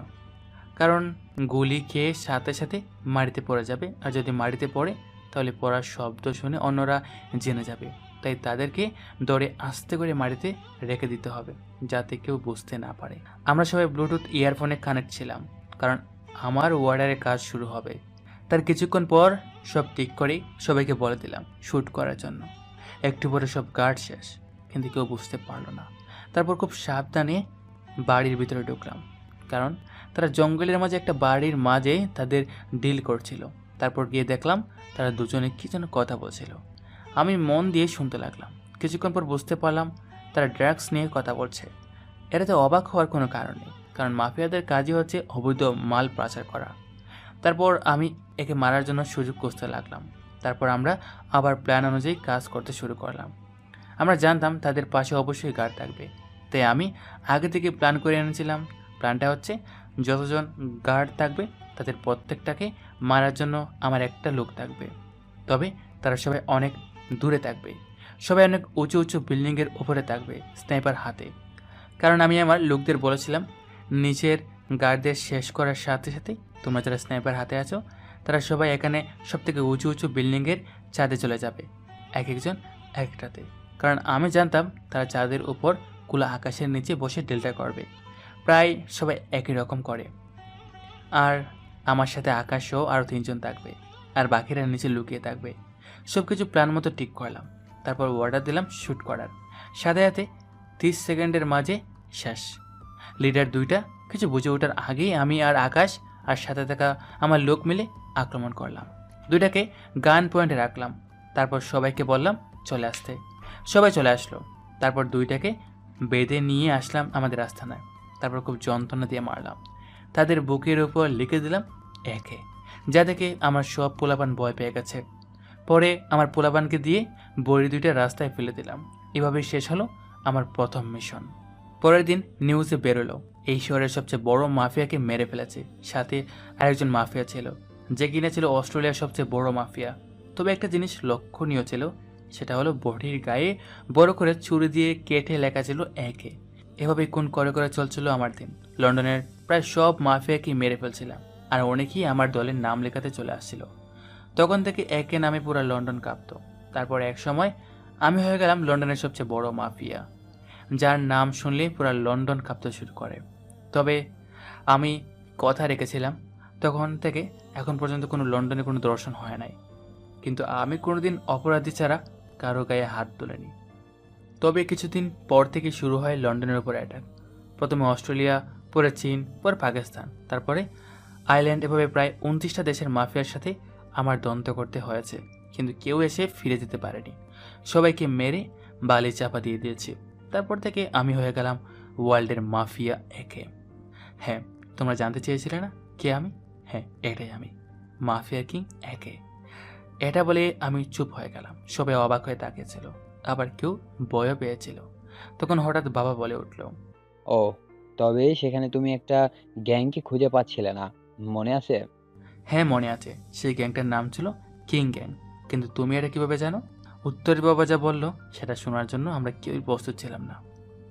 বাবার কথা শুনে তো আমরা সবাই অবাক, কারণ বাবা বলছিল, তুমি যে কিং গ্যাংয়ের লিডারকে খুঁজছিলে, সেই গ্যাংকে লিড দিতাম আমি নিজে, যেটা তুমি নিজেও জানো না। তুমি কখনো আমাকে বুঝতে পারো নাই, তবে আমি জানতাম তুমি কি করো, তোমার সব খবর রেখেছিলাম। কিন্তু আমি তোমাকে আটকাইনি, কারণ আমি চাইছিলাম না আমার ছেলে কখনো মাথা নিচু করে হাঁটুক, তাই আমি তোমাকে আটকাইনি। এই কথাগুলো শোনার পর তো আমরা সবাই অবাকের চরম পর্যায়ে পৌঁছে গেলাম। তার থেকে বেশি অবাক হলো আমার মা, কারণ মা যার সাথে এত বছর একসাথে রয়েছে, সে এত বড় কথা জানে না। তারপর আবার বাবা বলল, তোমার মনে আছে তোমার আর আফগানিস্তানের ঝামেলার কথা? হ্যাঁ মনে আছে। তুমি কি এটাও জানতে নাকি? এই কথা শুনে বাবা হাসতে লাগলো। তারপর বাবা আবার যা বলল তা শুনে আমি তো আবার শকড। তুমি তো একসময় আফগানিস্তানের সাথে পেরে উঠছিলে না, মনে আছে? মনে আছে। তারা একসময় আমাকে ঘিরে ফেলেছিল। আমাকে আর বলতে না দিয়ে বাবা বলল, তারপর একটা হেলিকপ্টার এসে তোমার চারপাশে সবগুলোকে উপর থেকে মেরে দিল, তাই না? হ্যাঁ, কিন্তু তুমি এগুলো কিভাবে জানলে? আমি জানলাম কারণ সেই হেলিকপ্টারে স্বয়ং আমি নিজেই ছিলাম, আর আমি তাদেরকে মেরেছিলাম, কিন্তু তোমার সামনে যাইনি, কারণ আমি তোমাকে তোমার পাওয়ারে চলতে দেখতে চেয়েছিলাম। এবার তো আমরা এমন লেভেলের অবাক যে কারো মুখ থেকে কিছু বেরোচ্ছে না, মনে হচ্ছে সবাই স্ট্যাচু হয়ে গেছে। তখনই রাজ বলে উঠল, আর অবাক হয়ে লাভ নেই, যা হবার হয়েছে, এবার চল সবাই বাসায় যাই। রাজের কথায় সবার হুঁশ ফিরে বাস্তবে আসলো। সবাই বলল, হ্যাঁ হ্যাঁ চল বাসায় যাই, অনেক রাত হয়ে গেছে। কিন্তু আমি চাঁদনিকে দেখতে পেলাম না, সে কোথায় গেল? তাই রাজকে বললাম, রাজ, চাঁদনি কোথায় রে? তাকে দেখতে পাচ্ছি না কেন? হ্যাঁ, আমিও তো দেখতে পাচ্ছি না, তুই একটা ফোন দিয়ে দেখ। ঠিক বলেছিস। সাথে সাথে ফোন দিলাম, কিন্তু ফোন তুলছে না। বারবার ফোন করছি কিন্তু ধরছে না। চিন্তায় পড়ে গেলাম, রাজকে এটা বললাম। দেখ কোন কাজে ব্যস্ত আছে মনে হয়, তাই ধরছে না। তুই চিন্তা করিস না, আমি দেখবো নি। কিন্তু মন তো মানছে না। তারপর আবার ফোন দিলাম, একটু পর ধরছে। সাথে সাথে আমি বললাম, কোথায় তুমি? আর এখান থেকে চলে গেলে কেন? আমি তো বাসায় চলে আসছি, তুমি চিন্তা করো না। আচ্ছা, গুড নাইট, কালকে দেখা হবে। কিন্তু কেন জানি আমার মন বলছে সে আমার সাথে মিথ্যা বলছে, আর সে বাসায় জানি এমন কারো কাছে গেছে যার জন্য আমার ফোন ধরতে পারছে না। কারণ আমার কাছে চাঁদনিকে সুবিধার মনে হয় না। আমি যখন আমার সম্পর্কে বলছিলাম তখন লক্ষ্য করলাম চাঁদনি আমার কথা শুনে হাসছিল, আর তার হাসিটাও ছিল একটা রহস্যময় হাসি, যেটা আমাকে বলার মাঝখানেও বাবাচ্ছিল। কিন্তু আমিও তার হাসির কারণটা বুঝতে পারলাম না, কেন সে এরকম হাসলো। আরেকবার তাকে আমি কয়েকটা কালো ড্রেস পরা লোকের সাথে কথা বলতে দেখছিলাম, দেখে মনে হয়েছিল লোকগুলো বাইরের দেশে। তখন থেকে আমার মাথায় অন্য কিছু ভাবছি না, আর ভাবতে পারছি না। কালকে থেকে চাঁদনিকে ফলো করতে হবে। কেন জানি আমার সন্দেহ হচ্ছে, তাই আর কিছু ভাবলাম না। বাসায় চলে আসলাম। বাসায় এসে ফ্রেশ হয়ে ঘুমিয়ে পড়লাম। পরদিন ঘুম থেকে উঠলাম, তারপর ফ্রেশ হয়ে কলেজে চলে আসতে লাগলাম। আজকে মাথায় শুধু চাঁদনির কথা করছে, চাঁদনিকে ফলো করতে হবে। তারপর গেটে ঢুকেই দেখলাম সবাই আমার দিকে তাকিয়ে আছে। আমি কিছু বললাম না, সরাসরি ক্লাসে চলে গেলাম। গিয়ে দেখলাম রাজরা বসে আছে, সাথে চাঁদনিও আছে। আমি গিয়ে বসলাম, তখন চাঁদনি বলে উঠল, কি অবস্থা মাফিয়া কিং, কেমন আছো? কয়েকদিনে অনেক ফ্রি হয়ে গেছি, তাই এভাবে বলল। কিন্তু চাঁদনির কথা আজকে আমার আর ভালো লাগছে না। আমি রাগি লুকে তার দিকে তাকালাম। সরি, রাগ করলেন নাকি? না, এখন স্যার আসবে, সবাই জায়গা মতো বসে যাও। আমার এরকম কথা শোনার জন্য কেউই প্রস্তুত ছিল না। সবাই অবাক হয়ে আমার দিকে চেয়ে রইল। আমি কোনো কথা না বলে বসে পড়লাম সিটে। তারপর আর কেউ কোনো কথা বলল না। স্যার চলে আসলো, ক্লাস করলাম। ক্লাস শেষ করে মাঠে গেলাম। সবাই মিলে আড্ডা দিচ্ছিলাম, কিন্তু আজকে চাঁদনির দিকে তাকাতে ইচ্ছে করছে না। আর এদিকে চাঁদনি ভাবছে, আজকে আদির কি হলো? আমার দিকে তাকাচ্ছেও না, কথাও বলছে না। কি হলো? ওকে কিছু জানতে পারলো নাকি? না, আর ভাবতে পারছি না। যদি জানতে পারে তাহলে ঝামেলা হয়ে যাবে। আর আমার কিছু ভালো লাগছে না, তাই বললাম, রাজ, বাসায় চলে যাব, শরীরটা ভালো লাগছে না। বেশি খারাপ নাকি? আমি যাবো তোর সাথে? না না, আমি যেতে পারবো, তোর লাগবে না। আচ্ছা ঠিক আছে। এই বলে বাসায় চলে আসলাম। এসে দিলাম একটা ঘুম। এক ঘুমে সন্ধ্যা হয়ে গেল। তারপর ফ্রেশ হয়ে নিচে গেলাম। নিচে গিয়ে কাকার দোকানে বসে একটা সিগারেট ধরালাম। তারপর বাসায় আসলাম, সাথে এক প্যাকেট সিগারেট নিয়ে আসলাম। রুমে এসে ভাবতে লাগলাম কিভাবে চাঁদনির আসল পরিচয়টা জানা যায়। অনেক বাবার পর ভাবলাম তার সম্পর্কে জানতে হলে তার সাথে ভালো ব্যবহার করতে হবে, তাকে বুঝতে দিতে হবে না যে আমি তাকে সন্দেহ করি। তারপর এইটাই ঠিক করলাম। পরে নিচে গিয়ে বাবা মার সাথে গল্প করতে করতে খাওয়ার সময় হয়ে গেল। তারপর রুমে এসে একটা সিগারেট ধরে ল্যাপটপটা অন করে ডার্ক ওয়েবে ঢুকলাম। এটা একটা যোগাযোগ সাইট, যেটাতে সব মাফিয়ার যোগাযোগ করে থাকে। তারপর একটু ঘোরাঘুরি করে লন্ডনের খোঁজখবর নিয়ে নিলাম। বুঝলাম ভালোই আছে। এরপর কিছু সময় পর বেরিয়ে এলাম। তারপর ঘুমিয়ে পড়লাম। পরদিন ঘুম থেকে উঠতে দেরি করে ফেললাম, তাই তাড়াতাড়ি করে রেডি হয়ে কলেজে চলে গেলাম। যেই গেট দিয়ে ঢুকবো তখনই কে যেন আমাকে দৌড়ে এসে জড়িয়ে ধরলো। আমি তো পুরো অবাক হয়ে গেছি। এটা কি হচ্ছে আমি কিছু বুঝতে পারছি না। তাকে থেকে চাঁদনি আমাকে জড়িয়ে ধরেছে। তারপর লক্ষ্য করলাম চাঁদনি কাঁদছে। আমি কিছু বুঝতে পারছি না, কাঁদছে। তারপর কি হয়েছে চাঁদনি, তুমি কাঁদছো কেন? চাঁদনি কেঁদেই যাচ্ছে, কিছু বুঝতে পারলাম না এভাবে কাঁদছে কেন। তাই আমাকে ছাড়িয়ে তাকে আমার সামনে আনলাম। কিছু কি হয়েছে আমাকে বলো। তুমি কালকে আমার সাথে কথা বলোনি কেন? আসলে কালকে আমার শরীরটা ভালো ছিল না, তাই কথা বলতে পারিনি। কেন, কালকে কি হয়েছিল তোমার? না তেমন কিছু না, শুধু শরীরটা একটু গরম ছিল। এখন কেমন আছো? শরীর ঠিক আছে তো? হ্যাঁ ঠিক আছে, কিন্তু আমি বুঝতে পারছি না চাঁদনি আমাকে এত কেয়ার করছে কেন। বিষয়টা দেখতে হবে। যাই হোক, তাহলে চলো কোথাও থেকে ঘুরে আসি, তোমার ভালো লাগবে। এর মানে কি আমার এত কেয়ার করছে কেন? মতলবটা সুবিধার মনে হচ্ছে না। কেন ক্লাস করবে না? না, আজকে ক্লাস করব না। চলো কোথাও যাই। কোথায় যাবে? চলো কোনো পার্কে যাই। আচ্ছা দাঁড়াও, আমি রাজকে ডেকে নিচ্ছি। না না, আমরা যাই। এরা কেন যাবে? মানে রাজকে না নিলে আমিও যাব না। মেয়ে মানুষদের বিশ্বাস করতে নেই, কখন জানি কি করে বসে কে জানে, তাই রাজকে নিতে চাইলাম। আচ্ছা ঠিক আছে, রাজকে ফোন দাও, আমি সীমাকে ফোন দিচ্ছি। ঠিক আছে। তারপর আমি রাজকে আর চাঁদনি সীমাকে ফোন দিল। একটু পর তারা দুজনেই একসাথে এলো। আমি বুঝতে পারলাম না তারা দুজন একসাথে আসছে আবার কথা বলে বলে। মাথায় কিছু ঢুকছে না, কি হচ্ছে এসব। তারা এত তাড়াতাড়ি পরিচিত হলো কিভাবে? তবে কালকে টুকটাক কথা হচ্ছিল, কিন্তু এত তাড়াতাড়ি এত ক্লোজ হওয়ার কথা না, কারণ আমি তাদের কথা শুনতে পাচ্ছিলাম। তুমি তুমি করে বলছিল। আমি তাদের দিকে অবাক হয়ে তাকিয়ে রইলাম। তারপর বললাম কীভাবে যে বলতে পারছি না। তখনই রাজ ডাক দিল। সাথে সাথে আমি মুখটা ঘুরে নিলাম। অনেক সময় তার দিকে তাকিয়ে রয়েছি। রে কি হলো, এভাবে তাকিয়েছিস কেন? না এমনি, কিন্তু তোরা এত পরিচিত হলি কখন? কেন রে, পরিচিত কি তুই একাই হতে পারিস, আমরা হতে পারি না? না পারবি না কেন, অবশ্যই পারবি। আচ্ছা এগুলো বাদ দে। চাঁদনি বলছিল কোনো পার্কে নাকি ঘুরতে যাবে, তাই চল আমরা একসাথে সবাই গিয়ে ঘুরে আসি। আচ্ছা চল।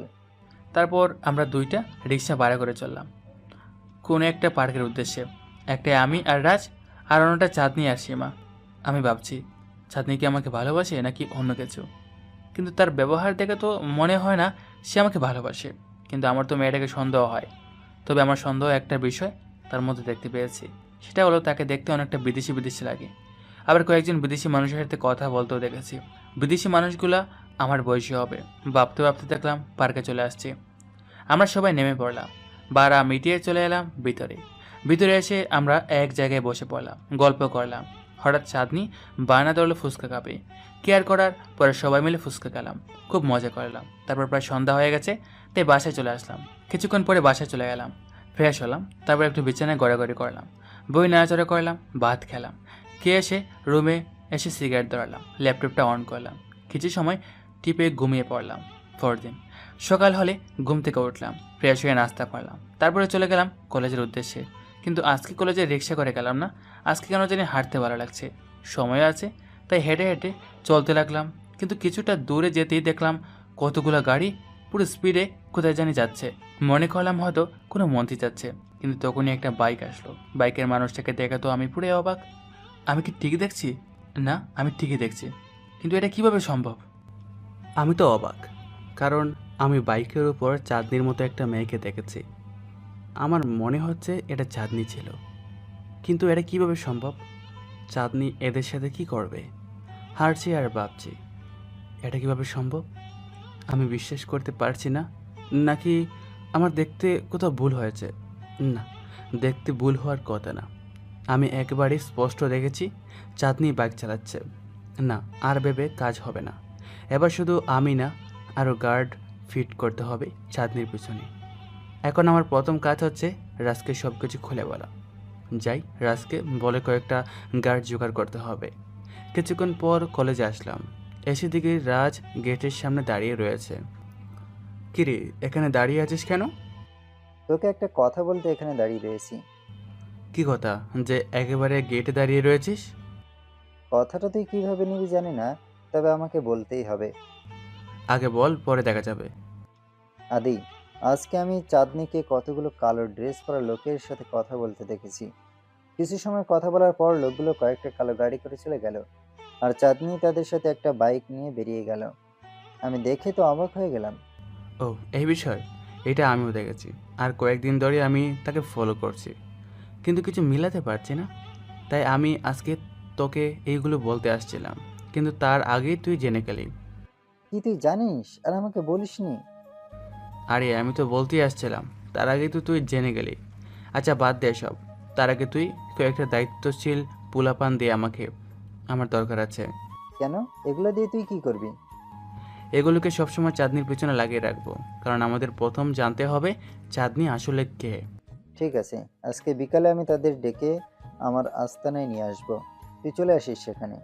ঠিক আছে, চল এবার ক্লাসে যাই। এর মাঝে কে যেন আমাকে ডাক দিল। পিছনে তাকিয়ে তো আমি আবারও অবাক, পিছনে চাঁদনি দাঁড়িয়ে আছে। আমি ভাবতেছি মেয়েটা তো তাড়াতাড়ি কই থেকে আসলো, হঠাৎ বলল, কি হলো? তোমরা আমার দিকে এভাবে তাকিয়ে আছো কেন? চাঁদনির কথায় হুঁশ ফিরল ওদের। না আসলে আজকে তোমাকে অনেক সুন্দর লাগছে, এক কথায় যাকে পরি বলা হয়। কেন, অন্যদিন আমাকে কম সুন্দর লাগে নাকি? হুম হুম। না, তবে আজকে একটু বেশি সুন্দর লাগছে।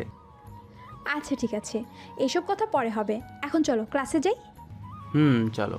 এটা বলে ক্লাসে চলে এলাম। ক্লাসে আসলাম, স্যার আসলো, ক্লাস করলাম। তারপর মাঠে বসলাম আড্ডা দিতে, সাথে শুভ্র, শাকিল, রবিন, সিয়াম, আঁকি, চাঁদনি, সীমা, এরাই সবাই মিলে আড্ডা দিচ্ছিলাম। কিছুক্ষণ পর রাজ বলল, আজকে আমার তাড়া আছে, আমার যেতে হবে। আমাকে চোখ টিপ মেরে, ওহ নো, আমার তো মনে ছিল না, দূর, সব কিছু ভুলে যাই কীভাবে এত তাড়াতাড়ি। পরে আমি বললাম আমাকেও যেতে হবে, তোমরা তাকো, আমরা গেলাম। এটা বলে চলে আসলাম। গেট থেকে বেরিয়ে এসে রাজ বলতে শুরু করলো, কিরে ভাই, তুই এত জরুরি কাজ ফেলে তুই চাঁদনির মুখে চেয়ে আড্ডা দিতে বসেছিলি? সরি রে ভাই, আমি একদম বলে গেছিলাম। আসলে জানিস তো, আমি চাঁদনির দিকে তাকিয়ে থাকলে আমার আর কিছু মনে থাকে না, কেন যেহেতু ভালো লাগে আমি বলতে পারবো না। হয়েছে, আর বলতে হবে না তোমাকে, এবার চল তাড়াতাড়ি। রাজ কাকে যেন ফোন করে বলল, তোরা তাড়াতাড়ি চলে আয়। কাকে আসতে বললি? শুভ্র রে। ও, আমরা এখন কোথায় যাচ্ছি? কেন আস্তানায়? সেখানে না গেলে তাদের পাবি কোথায়? ও আচ্ছা চল। কিছুক্ষণ পর পৌঁছালাম সেখানে, গিয়ে দেখলাম কয়েকজন দাঁড়িয়ে আছে। বুঝতে পারলাম তারাই আমার কাজ করে দেবে। তখন রাজ বলল, তোমাদের এখানে একটা কাজ করার জন্য ডাকা হয়েছে। আমি এখন তোমাদের যেটা বলবো সেটা মন দিয়ে শুনবে। ঠিক আছে বস। হুম। ও, তার আগে তোমাদের এনার সাথে পরিচয় করিয়ে দিই। উনি হচ্ছে আর কিছু বলার আগেই আমি রাজকে থামিয়ে বললাম, আমি আদি। আমি এখানে নতুন এসেছি, আর কিছু বলবো না, বাকিটুকু পরে জানতে পারবে। আর আমার তোমাদের কাছ থেকে কিছু চাওয়ার আছে, সেটা রাজ বলবে। তোমাদের কাজটা হচ্ছে একটা মেয়েকে ফলো করা। সে কি করে, কোথায় যায়, কার সাথে কথা বলে, মানে সে যা কিছু করবে তা আমাদের কাছে, আদির কাছে পৌঁছে দেওয়া। তবে কাজটা খুব সাবধানে করতে হবে, যাতে কোনোভাবে মেয়েটা টের না পায়। খুব খুব সাবধানে। বুঝতে পারছো সব কিছু? জি বস। আমরা কি এখন থেকে কাজে লেগে পড়বো? না, এখন না, কালকে সকাল থেকে শুরু করবে। Okay sir. তোমরা এখন যেতে পারো। ওকে স্যার, আসি তাহলে। তারপর তাদের বিদায় করে আমি আর রাজ যার যার বাসায় চলে গেলাম। বাসে আসতে আসতে রাত হয়ে গেল। বাসে এসে আজকে আর বেশি কিছু করলাম না, ফ্রেশ হয়ে খাওয়া দাওয়া করে ঘুমিয়ে পড়লাম। জানি না কালকে কি শুনতে হবে, তাই আর চিন্তা না করে ঘুমিয়ে পড়লাম। পরদিন সকালে ঘুম থেকে উঠে তাড়াতাড়ি করে কলেজে চলে গেলাম। রাজকে ফোন দিয়ে আসতে বললাম। আমি আর রাজ এক জায়গায় দাঁড়িয়ে আছি, আর সাথে লোকগুলো। তাদেরকে এনেছি শুধু চাঁদনিকে দেখিয়ে দিতে। একসময় চাঁদনি আসলো, আমরা একটু দূরে দাঁড়িয়েছিলাম, তাই চাঁদনি দেখতে পাইনি। আমরা চাঁদনিকে দেখিয়ে দিয়ে ক্লাসে চলে আসলাম। মনটা একটু হালকা লাগছে, আজকে তাহলে জানতে পারবো মনে হয়। তারপর ক্লাসে গেলাম, গিয়ে দেখি চাঁদনি বসে আছে। তখনই চাঁদনি বলল, আজকে কি হলো রাজ, তোমার এত দেরি হলো কেন? তুমি তো সব সময় আগে আসো, আজকে লেট হওয়ার কারণ কি? না, আসলে কালকে শরীরটা খারাপ গেছে, তাই আজকে ঘুম থেকে উঠতে একটু দেরি হয়েছে, তাই আর কি। এরই মাঝে সীমা উঠে গেল রোমান্টিক সিন নিয়ে। কি হয়েছে তোমার? না, তেমন কিছু না। কালকে রাতে মাথাটা হালকা ঘুরছিল, তাই শরীরটা একটু খারাপ লাগছিল। খাওয়া দাওয়া তো করো না, তাহলে মাথা ঘুরবে না তো কি করবে? সারাদিন শুধু এদিক ওদিক ছোটাছুটি, যাবে কোথায়? আরে এত কিছু বলার কি আছে, আমি তো এখন ঠিক আছি। আছে, ঘোড়ার আন্ডা আছে। আমরা তো সীমার কথা শুনে সবাই অবাক। এর মাঝে এখনই কি বললে?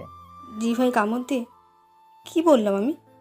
সবাই হাসি শুরু করে দিলাম, আর সীমা লজ্জায় শেষ। এর মাঝে স্যার আসলো, আর হাসতে পারলাম না। যাই হোক, ক্লাস শুরু হলো। অনেক সময় ধরে ক্লাস করলাম। ক্লাস শেষ করে মাঠে এসে কত সময় আড্ডা দিলাম। তারপর বাসায় ফিরে গেলাম। বাসায় গিয়ে দেখি মা রান্না করছে। মা, এখনো রান্না করছো? এত রান্না করছো কেন? কেউ আসছে নাকি? মানে কি, তুই জানিস না আজকে কেন রান্না করছি? আমি কি করে জানবো আজকে কি? আর এগুলো দেখছি বাবার সব ফেভারিট খাবার। আমার জন্য একদিনও তো রান্না করো না, শুধু আমার জন্মদিন ছাড়া। তখনই মনে পড়ে গেল আজকে তো বাবার জন্মদিন, আর আমি এটা ভুলে গেছি। ও নো! মা, বাবা কোথায়? এতক্ষণে মনে পড়েছে হরমজাদার, উনি বাইরে গেছে। ও আচ্ছা, আমি রুমে গেলাম। এই বলে রুমে চলে এলাম। এসে ফ্রেশ হয়ে একটু ঘুমিয়ে গেলাম। ঘুম থেকে উঠতেই সন্ধ্যা হয়ে গেল।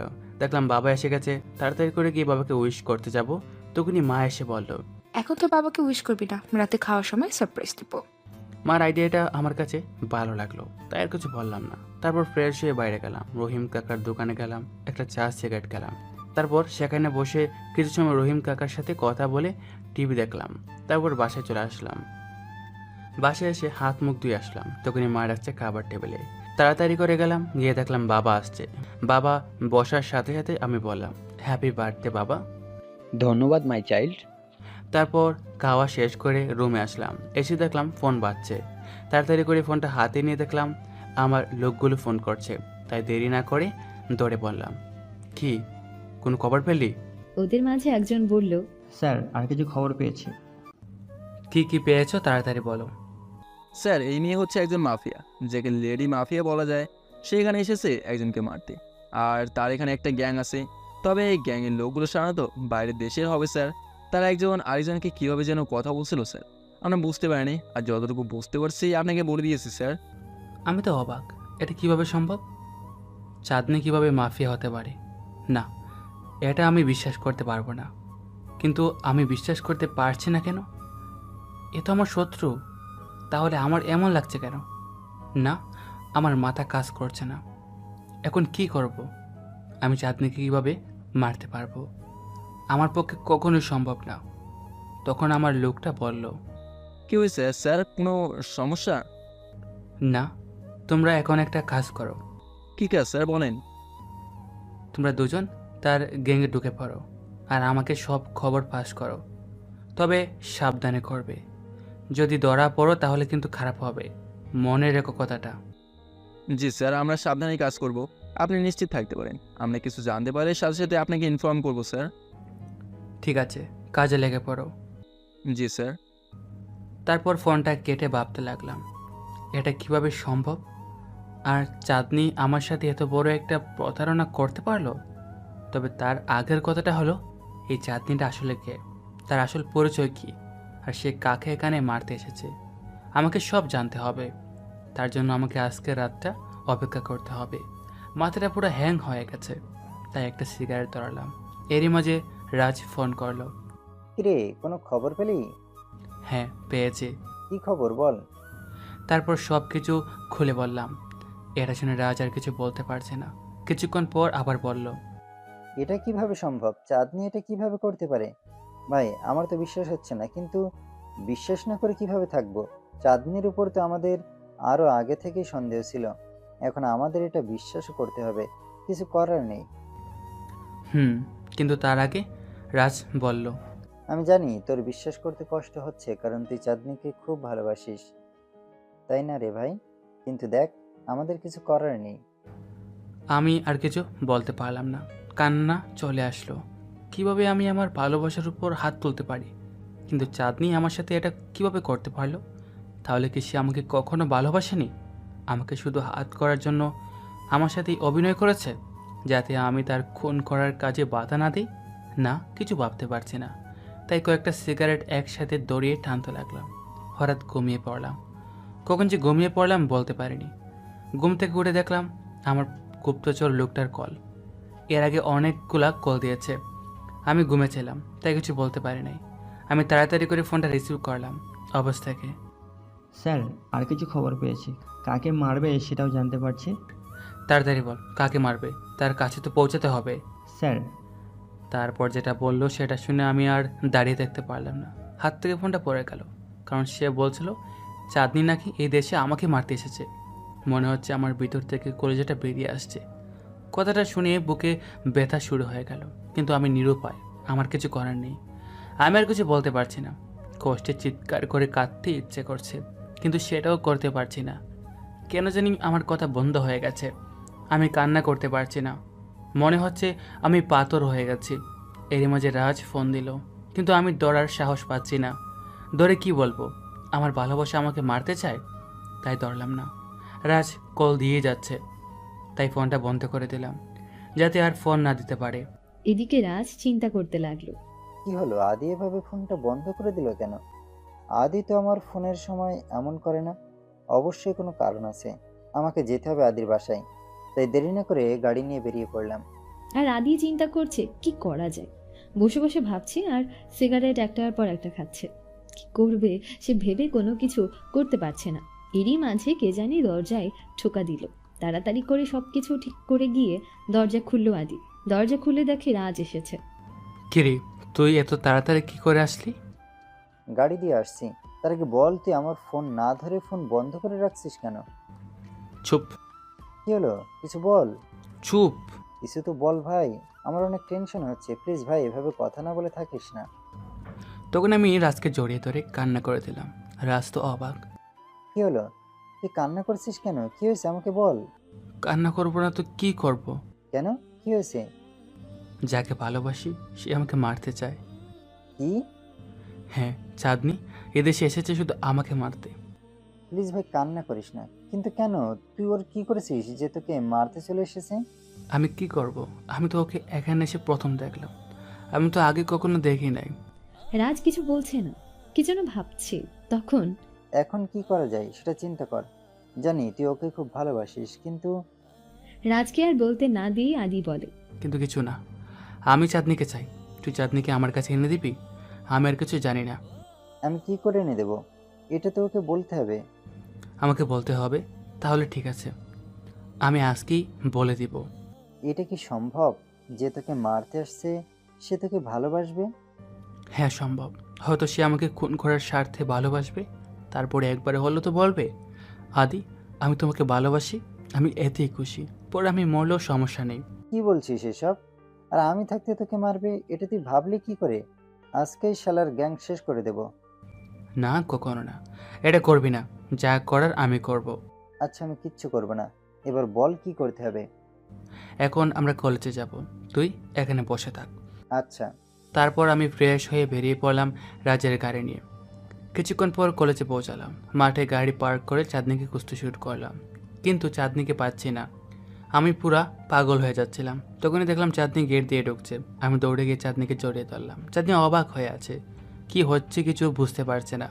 তারপর, চাঁদনি, আমি তোমাকে একটা কথা বলতে চাই, তুমি একটু এদিকে আসো প্লিজ। ঠিক আছে, কিন্তু তুমি এত তাড়াহুড়ো করছো কেন? আমি কিছু না বলে তাকে টেনে এক সাইডে নিয়ে আসছি। তারপর বললাম, চাঁদনি, আমি তোমাকে ভালোবাসি। এটা বলার জন্য তোমাকে এখানে এনেছি। তোমাকে ছাড়া বাঁচতে পারবো না। প্লিজ তুমি আমাকে ফিরিয়ে দিও না, প্লিজ। এটা শুনে চাঁদনি অবাক হয়ে তাকিয়ে রয়েছে। তারপর কি যেন ভেবে বলল, তুমি কি আমার পরিচয় জানো? তোমার পরিচয় আমি জানতে চাই না। আমি শুধু জানতে চাই তুমি আমাকে ভালোবাসো কি না। কিছুক্ষণ ভেবে চাঁদনি বলল, আসলে আমি তোমাকে প্রথম থেকেই ভালোবাসি, কিন্তু বলতে পারিনি ভয় করে। এরা শোনার সাথে সাথে আমি তাকে জড়িয়ে ধরলাম। তখন, কি করছো? অনেক মানুষ দেখছে, ছাড়ো প্লিজ। না, আমি ছাড়বো না। আর আমি কি আর কাউকে ধরেছি? আমি আমার ভালোবাসাকে ধরেছি। তাতে কার কি হবে? আচ্ছা ঠিক আছে, এখন ছাড়ো, চলো ক্লাসে যাই। চাঁদনিকে ছেড়ে দিয়ে, আচ্ছা চলো। তারপর ক্লাসে চললাম। আজকে আমি কত খুশি তা বলে বোঝাতে পারবো না। জানি চাঁদনি আমাকে মন থেকে ভালোবাসেনি, তারপর আমি অনেক খুশি তার মুখ থেকে ভালোবাসি কথাটা শুনে। তারপর ক্লাস করে মাঠে আসলাম, গল্প করছি। তখনই চাঁদনি বলল, কালকে আমাকে নিয়ে কোথায় ঘুরতে যাবে? আমি হ্যাঁ বলে দিলাম। তারপর বললাম, কখন যাবে? আমরা কালকে সন্ধ্যা যাব, তুমি রেডি থেকো। ঠিক আছে। আড্ডা শেষ করে আমরা চলে আসলাম বাসায়। আসার সাথে সাথে ফোন আসলো আমার গুপ্তচর। তারা বলল, স্যার, এটা কালকে আপনার উপর অ্যাটাক করবে আর আপনাকে কালকে চাঁদনি মেরে সন্ধ্যায় নিয়ে আসবে। আমি কথাটি শুনে যেন আকাশ থেকে পড়লাম। আমি একেবারে স্তব্ধ হয়ে গেলাম। কি বলবো কিছু ভাবতে পারছি না। যাকে আমি ভালোবাসি সে আমাকে মারার জন্য কালকে নিয়ে যাবে, ভাবতে কান্না চলে আসছে। তারপর আবার মনে পড়ে গেল, আমি তো নিজেই ওর কাছে গেছি, তাতে ওর কি দোষ? না, আর ভেবে লাভ নেই, যেটা হবার সেটা হবে। কিন্তু আমাকে যদি মারা হয় তাহলে তো এরা খুব খারাপভাবে এই দেশটাকে চালন করবে। না, আমি এটা হতে দিতে পারি না। আমার কিছু করতে হবে। আমাকে রাজকে ফোন দিতে হবে। সাথে সাথে রাজকে ফোন দিলাম। রিং হওয়ার সাথে সাথে ধরে ফেললো। রাজ, তুই কোথায়? হ্যাঁ, আমি তো বাসায় আছি। কেন, কি হয়েছে? তুই এখনই আমার সাথে দেখা কর। এখনই করতে হবে? হ্যাঁ, এখনই করতে হবে। তুই তাড়াতাড়ি করে তোর আস্তানায় চলে আয়। আমি এখনই আসছি, তাড়াতাড়ি করে চলে আয়। অনেক কাজ করতে হবে। আস্তানায় কেন? আর কিসের এত কাজ? তোকে বলছি না আসতে, তাড়াতাড়ি আয়। আসলে সব জানতে পারবি। আচ্ছা, আসছি। তারপর আমি রেডি হয়ে চলে গেলাম আস্তানায় যাওয়ার জন্য। এর আগে একটা ফোন করে নিলাম আমার গুপ্তচরদের। 2টা কল দেওয়ার পর রিসিভ করলো। কী অবস্থা এখন? তারা কোন জায়গায় আমাকে নিয়ে যাবে কিছু জানতে পেরেছ? জি স্যার, জানতে পেরেছি। তারা আপনাকে মেয়েটির দ্বারা একটি জঙ্গলে নিয়ে যাবে, যেটা শহর থেকে প্রায় 15 কিলোমিটার ভিতরে। আচ্ছা, তুমি কি আন্দাজ করে বলতে পারবে তাদের পোলাপান কতগুলো হবে? স্যার, এদের লোক অনেক হবে, প্রায় 700 প্লাস হবে। আচ্ছা ঠিক আছে, তোমরা সাবধানে থাকো আর আমাকে সব কিছু জানাবে, ঠিক আছে? জি স্যার। তারপরে আমি চলে গেলাম আস্তানায়। আস্তানায় যেতে প্রায় 20 মিনিট লাগে। আস্তানায় গিয়ে দেখলাম রাজ বসে আছে, সাথে শুভ্র, শাকিল, রবিন, সিয়াম আর কয়েকজন। আমাকে দেখেই রাজ আমার কাছে আসলো। কিরে, এত তাড়াতাড়ি ডাকলি কেন? আয় বসি। তারপর সবাই মিলে এক জায়গায় বসে আমি বললাম, কালকে চাঁদনির গ্যাং আমার উপর অ্যাটাক করবে আর চাঁদনি আমাকে সেখানে নিয়ে যাবে। মনে আছে কালকে চাঁদনি বলেছিল আমাকে নিয়ে সন্ধ্যায় ঘুরতে যাবে? মনে আছে। আমাকে ঘুরতে নিয়ে যাওয়া হচ্ছে আমাকে মারার একটা চাল। তাই আমার এখন অনেক পোলাপান দরকার। আর তুই আজকের ভিতর তোর সকল পোলাপানদের ডাকবি। তোর পক্ষে আজকের ভিতর কি সকল পোলাপানদের আনা সম্ভব? পারবো। তুই না পারলে আমাকে ব্যবস্থা নিতে হবে। আচ্ছা ঠিক আছে, আমি দেখছি। তোর সব মিলিয়ে কতজন ক্রু? আমার তো প্রায় 1000 প্লাস হবে। ও, তাহলে তুই ডাক তোদের ক্রুদের আর আমি ডাকছি আমার ক্রুদের, কারণ এদের ক্রু অনেক, শুধু তোর ক্রু দিয়ে হবে না। তারপর রাজ ফোন লাগালো আর আমি এদিকে আকাশকে, মানে আমার অ্যাসিস্ট্যান্টকে ফোন দিয়ে বললাম, বস বলেন। আমার আজকে রাতের ভিতরে 2000 প্লাস ক্রু লাগবে। আর এখনই তুই লন্ডনের খবর পাঠা। বস, এত তাড়াতাড়ি কিভাবে কি হবে? হবে না কেন? এখন 7টা বাজে, 9টার সময় ফ্লাইট ছাড়বে, আর 3টার সময় এসে এখানে পৌঁছাবে। এই 2 ঘন্টায় সবাইকে ব্যবস্থা কর। ঠিক আছে স্যার, আমি ব্যবস্থা করছি। ফোন কেটে রাজকে জিজ্ঞেস করলাম, কিরে তোর ক্রুদের অবস্থা কি? হ্যাঁ, আমি ব্যবস্থা করে ফেলেছি। এরা অনেকেই গ্রামে আছে, তাই আসতে প্রায় 3 থেকে 4টা বেজে যাবে। আচ্ছা ঠিক আছে, আমার ক্রুদের বলছি তারা আসছে। তারা 9টায় ফ্লাইটে ছাড়বে, এই দেশে আসতে প্রায় 4টা বেজে যাবে। আর এর আগে আমাদের প্ল্যান করতে হবে। তারপর আমরা সবাই মিলে প্ল্যান করতে শুরু করলাম। তারপর প্ল্যান করতে করতে 10টা বেজে গেছে। সবাই ক্লান্ত, আজকে খাওয়া হয় নাই। মা ফোন দিচ্ছে বাসায় যাওয়ার জন্য। আমি ফোন ধরে বললাম, হ্যাঁ মা। তুই বাসায় আসবে না? একটু দেরি হবে মা, আমি একটা কাজে আছি, আর আমি বাইরে খেয়ে নেব। তুমি চিন্তা করো না মা। আচ্ছা, তাড়াতাড়ি চলে আসিস। তারপর যেহেতু সবারই ক্ষুধা লেগেছে তাই গেলাম খাবার খেতে। যাওয়ার পথে আকাশ ফোন দিল, রিসিভ করে, হ্যাঁ বল। বস, সব ব্যবস্থা হয়ে গেছে, এখন ফ্লাইট ছাড়বে। ওখানে পৌঁছাতে 4টা থেকে 5টা বেজে যাবে। Good job. আর বলিস সাথে যেন বেশি করে স্নাইপার নিয়ে আসে। আচ্ছা। বলে ফোনটা কেটে দিয়ে সবাই একসাথে রেস্টুরেন্টে চলে গেলাম। সবাই খেলাম।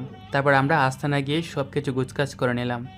কালকে আমাদের খুব ভালো করে ফিট থাকতে হবে। সব কিছু রেডি করে ফেললাম। তারপর আর কিছু করার নেই।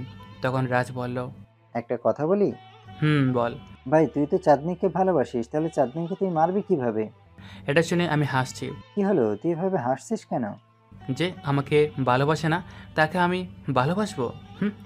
আর যে আমাকে মারতে চায় তাকে আমি এমনিতে ছেড়ে দেব?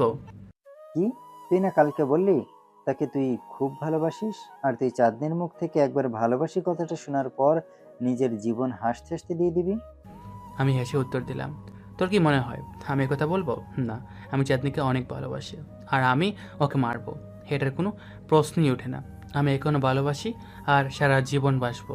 কিন্তু কিভাবে? চাঁদনি তো তোকে সেখানে নিয়ে যাওয়ার জন্য ভালোবাসি বলেছে। হ্যাঁ, হতে পারে, আবার নাও হতে পারে। মানে?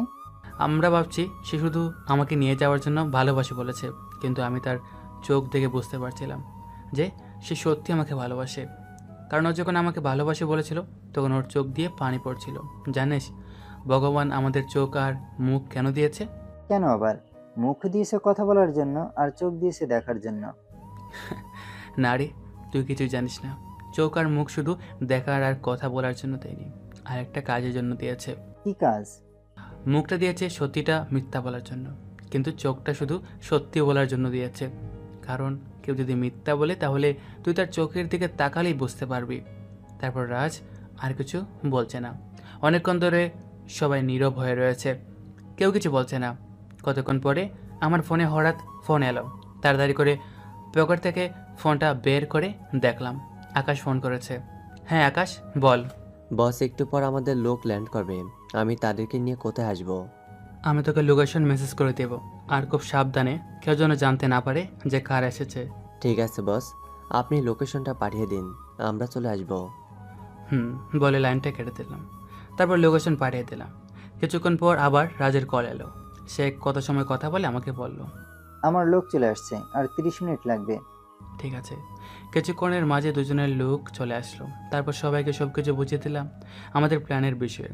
কিছু সময় পর সবাইকে সব কিছু বুঝিয়ে আমি আর রাজ চলে এলাম, আর তারা সবাই সেখানে রয়ে গেল। বাসায় এসে ফ্রেশ হয়ে ঘুমিয়ে পড়লাম। কালকে আমাকে কলেজে যেতে হবে পরদিন সকালে। ঘুম থেকে উঠলাম প্রায় 9টা বেজে গেছে। তাড়াতাড়ি করে ফ্রেশ হয়ে চলে গেলাম কলেজে। এসে চাঁদনিকে খুঁজতে লাগলাম। কিছু সময় খোঁজার পর দেখলাম চাঁদনি ক্যাম্পাসে একা একা বসে আছে। কাছে গিয়ে বুঝলাম তার মন খারাপ। তাই আমি, কি হলো মহারানীর আজকে মন খারাপ কেন? চাঁদনি আমাকে হঠাৎ দেখে চমকে গেল। না, কই মন খারাপ, এমনি এখানে বসে আছি। কি আমার মহারানী আমার চোখে ফাঁকি দিচ্ছে? মনে রেখো, আমি কিন্তু তোমার মনের খবর বলতে পারি। তাই নাকি? তাহলে বলো, আমার মন খারাপ কেন? তোমার মন খারাপ কারণ তুমি কিছু একটা হারানোর ভয় পাচ্ছ। তবে মনে রেখো, তুমি কিছু হারাবে না, ইটস মাই প্রমিস। চাঁদনি অবাক হয়ে আমার দিকে তাকিয়ে আছে, কিছু বলছে না, শুধু মুগ্ধ দৃষ্টিতে আমার দিকে তাকিয়ে আছে। আমি তার চোখের সামনে তুড়ি বাঁচিয়ে, কি হলো, মিলেছে তো? আমি ঠিক ধরেছি। তবে মনে রাখো, তুমি কিচ্ছু হারাবে না, ইটস মাই প্রমিস। চাঁদনি কিছু বলছে না। আমি আবার বললাম, কি হলো, কথা বলছো না কেন? আচ্ছা, বলতে হবে না। এবার চলো আমরা ক্লাসে যাই। আমি চাঁদনিকে টেনে ক্লাসে নিয়ে এলাম আর ক্লাস শুরু করলাম। ক্লাস শেষ করে মাঠে কিছু সময় আড্ডা দিয়ে বাসায় আসলাম। বাসায় আসার আগে চাঁদনি বলেছে সন্ধ্যায় যেন রেডি থাকি, কারণ আমরা সন্ধ্যায় ঘুরতে যাব। বাসায় এসে আকাশকে ফোন দিলাম সবাইকে নিয়ে রেডি থাকার জন্য, কারণ সন্ধ্যা হতে আর বেশি সময় নেই। তারপর ফ্রেশ হয়ে খেয়ে টেয়ে সারালাম। কিছু সময় ফেসবুকিং করতে করতে সন্ধ্যা হয়ে গেল। তখনই চাঁদনি ফোন দিল, বললো অমুক জায়গায় যেতে। সাথে সাথে আমি আকাশকে ফোন দিয়ে বললাম বেরিয়ে পড়তে। সেখানে রাজু ছিল, তাই আর আলাদা করে বলতে হয়নি। তারপর আমি রেডি হয়ে চাঁদনির বলা জায়গায় চলে গেলাম। গিয়ে দেখলাম চাঁদনি একটা সিএনজি নিয়ে বসে আছে। দেখতে পাচ্ছি এখনও তার মনটা খারাপ। আমি কিছু না বলে সরাসরি সেখানে গিয়ে বসলাম। গাড়ি চলতে শুরু করলো। আমরা কেউ কোনো কথা বলছি না, আমি শুধু চাঁদনির দিকে তাকিয়ে আছি। হঠাৎ চাঁদনি বলল, আদি তুমিও জানো আমি তোমাকে না অনেক ভালোবাসি। বলেই কান্না করে আমাকে জড়িয়ে ধরলো। আমি জানি, কিন্তু তুমি কান্না করছো কেন? চাঁদনি কান্না করে যাচ্ছে, তেমনও যাচ্ছে না। অনেকক্ষণ কান্না করার পর হঠাৎ ড্রাইভারকে বলল, ভাই গাড়ি থামান। ড্রাইভার গাড়ি থামিয়ে দিল। তারপর চাঁদনি গাড়ি থেকে নেমে একটু দূরে গিয়ে দাঁড়ালো। আমিও তার পিছন পিছন গেলাম। কাছে গিয়ে বললাম, কি হয়েছে, গাড়ি থেকে নামলে কেন? আদি তুমিও জানো আমি তোমাকে কোথায় নিয়ে যাচ্ছি। হয়তো তুমি ভাবতে পারছো না আমি এখন তোমাকে কোথায় নিয়ে যাব। আমি কে তুমি অবশ্যই জানো। জানি, তুমি ওয়ার্ল্ডের মাফিয়া কিং একে। তাহলে ভালোই জানো। তবে শুনে রাখো, তুমি আমাকে কোথায় নিয়ে যাচ্ছ, কেন নিয়ে যাচ্ছ সেটাও জানি, বুঝলে? চাঁদনি আমার কথা শুনে আঁতকে উঠল। তার চোখে মুখে মুহূর্তেই ভয়ের ছাপ দেখা গেল। যেন তুমি আমার সাথে এলে কেন? তুমি কি আমাকে ভয় পাচ্ছ? চিন্তা করো না, আমি তোমাকে না তোমার গ্যাংকে মারতে আসছি। তোমাকেও মারতে পারতাম, কিন্তু আমি তোমাকে প্রচণ্ড ভালোবাসি। তুমি বলো, ভালোবাসার উপর হাত তুলে কীভাবে? তবে তুমি একবারও ভাবলে না কত ভালোবাসি তোমাকে। বলে কান্না করে দিলাম। তখনই চাঁদনি পিছন থেকে জড়িয়ে ধরে বলল, আদি আমাকে ক্ষমা করে দাও। আমি শুধু আমার মায়ের জন্য এগুলো করেছি। জানো আমার মা খুব অসুস্থ, আমার কাছে এত টাকা নেই যে মায়ের চিকিৎসা করাবো, তাই আমি এই পথ বেছে নিয়েছি। কেন রে, আমার কি টাকা কম ছিল নাকি? চাঁদনি কান্না করছে, কিছু বলছে না। সরি, রাগের মাথায় মেরে দিয়েছি। আচ্ছা এখন চলো যাই। কোথায়? কেন, আমাকে মারবে না? সেখানে যাব। না, তোমার সেখানে যাওয়া লাগবে না, আমি গিয়ে কিছু একটা বলে আসবো। কি মনে করেছো, আমাকে নিয়ে না গেলে তোমাকে এভাবে ছেড়ে দেবে? তোমাকে মেরে গঙ্গার জলে ভাসিয়ে দেবে। চলো এখন চাই। আর একটা কথা বলবে না, আমার বেশি কথা পছন্দ না। কিন্তু সেখানে অনেক লোক আছে। সেখানে কতজন লোক? হ্যাঁ 700+ হবে। জানো আমি তোমাদের লোকেশনের চারপাশে কতজন লোক ফিট করেছি? কতজন? 3000+ লোক রেখেছি, কারণ আমি কোনো ছোটোখাটো মাফিয়া না। এখন চলো। তারপর আবার গাড়িতে উঠে রওনা দিলাম। এদিকে রাজ এরা সবাই প্ল্যান অনুযায়ী পজিশন নিয়ে নিয়েছে। প্ল্যানটা হচ্ছে আমার সবগুলো মানুষ 3টা গ্রুপ হয়ে যাবে। একটা রাজের, একটা আকাশের আর একটা সিয়ামের। রাজের গ্রুপ থাকবে আমার আশেপাশে, আকাশের গ্রুপ থাকবে এখানে সবচেয়ে উঁচু উঁচু জায়গায়, যেখান থেকে সব কিছু ভালো করে দেখা যায়, বিশেষ করে রুমের ভিতর ভালো করে দেখা যায়। আর আমি হাত দিয়ে ইশারা করলে তারা অ্যাটাক করবে। সবার হাতে থাকবে স্নাইপার। আর সিয়ামের গ্রুপ থাকবে কিছুটা দূরে AK-47 নিয়ে। তবে সবার কাছে সাইলেন্সার থাকবে, নয়তো তারা সতর্ক হয়ে যাবে। আর আমি গড়ে ঢোকার সাথে সাথে তারা বাইরের গার্ডদের শেষ করে দেবে। কিছুক্ষণ পর আমরা চলে আসলাম। চাঁদনি আমাকে যেতে দিচ্ছে না, কিন্তু আমি না গেলে চাঁদনিকে তারা মেরে ফেলবে, আর আমি এটা কখনোই মানতে পারবো না। তাই জোর করে চলে গেলাম। ভিতরে যাবার সময় 3বার চেক করেছি, কিন্তু আমি এমনভাবে একটা চুরি আর পিস্তল লেগেছি তারা খুঁজেই পেল না। ভিতরে গিয়ে আমি পুরাই শকড। আমার সামনে আমার দলের স্মিথ দাঁড়িয়ে আছে। আপনাদের মনে আছে অবশ্যই স্মিথের কথা। আমাকে দেখে স্মিথ, কি ভাই অবাক হলেন আমাকে দেখে? অবাক হওয়ার কিছু নাই রে ভাই, আজকে তোর কপালে শনি আছে। তাই নাকি? তুই একা আমাকে মারবি? হ্যাঁ, সে লাভ নেই, একটু ওয়েট কর। আর চাঁদনি, তুমি এর দলে কাজ করো। হ্যাঁ আরে এ নিজেই তো আমার টাকায় খায়, আর সে নাকি তোমাকে টাকা দেবে তোমার মায়ের চিকিৎসার জন্য? হ্যাঁ চাঁদনি অবাক দৃষ্টিতে আমার দিকে তাকিয়ে আছে, কিছু বলছে না। তখন স্মিথ বলে, তাই নাকি? তাহলে দেখা যাক। এই তোরা দাঁড়িয়ে কি দেখছিস? শালারে ধর। এটা বলার সাথে সাথে আমি আকাশকে অর্ডার দিলাম ভিতরে শ্যুট করতে। সাথে সাথে শুরু করে দিল। আমার দিকে যারাই আসছে তাদেরই মাথা ফুটো হয়ে যাচ্ছে। এটা থেকে স্মিথ অবাক হয়ে গেছে। কিছুক্ষণের মাঝে সবাই শেষ, এখন শুধু স্মিথ আমার সামনে দাঁড়িয়ে আছে। তখনই স্মিথ আমার পায়ে এসে পড়ল। ভাই আমাকে মাফ করে দিন, আমি আর জীবনেও এমন ভুল করব না। তাই নাকি? তুই তো জানিস আমি সবাইকে একবার করে সুযোগ দেই, আর বিশ্বাসঘাতকদের তো একেবারেই না। এটা বলে পিস্তলটা বের করে সোজাসুজি তার কপাল ফুটো করে দিলাম। এদিকে চাঁদনি শুধু আমাকে দেখছে আমি কি করছি। সেখানে কাজ শেষ করে চাঁদনিকে নিয়ে চলে আসলাম বাসায়। আজকে একটু শান্তিতে ঘুমাতে পারবো। পরদিন চাঁদনির মাকে গিয়ে লন্ডনে নিয়ে আসলাম, হাসপাতালে ভর্তি করালাম 6 মাস পর। এখন চাঁদনির মা সুস্থ হয়ে গেছে, আর আমার আর চাঁদনির বিয়ের তারিখও ঠিক করা হয়েছে। সামনের 15 তারিখ আমাদের বিয়ে। এতে আপনারা সবাই আমন্ত্রিত, সবাই আসবেন কিন্তু। আর আমাদের জন্য দোয়া করবেন সবাই। ধন্যবাদ সবাইকে আমাদের সাথে থাকার জন্য।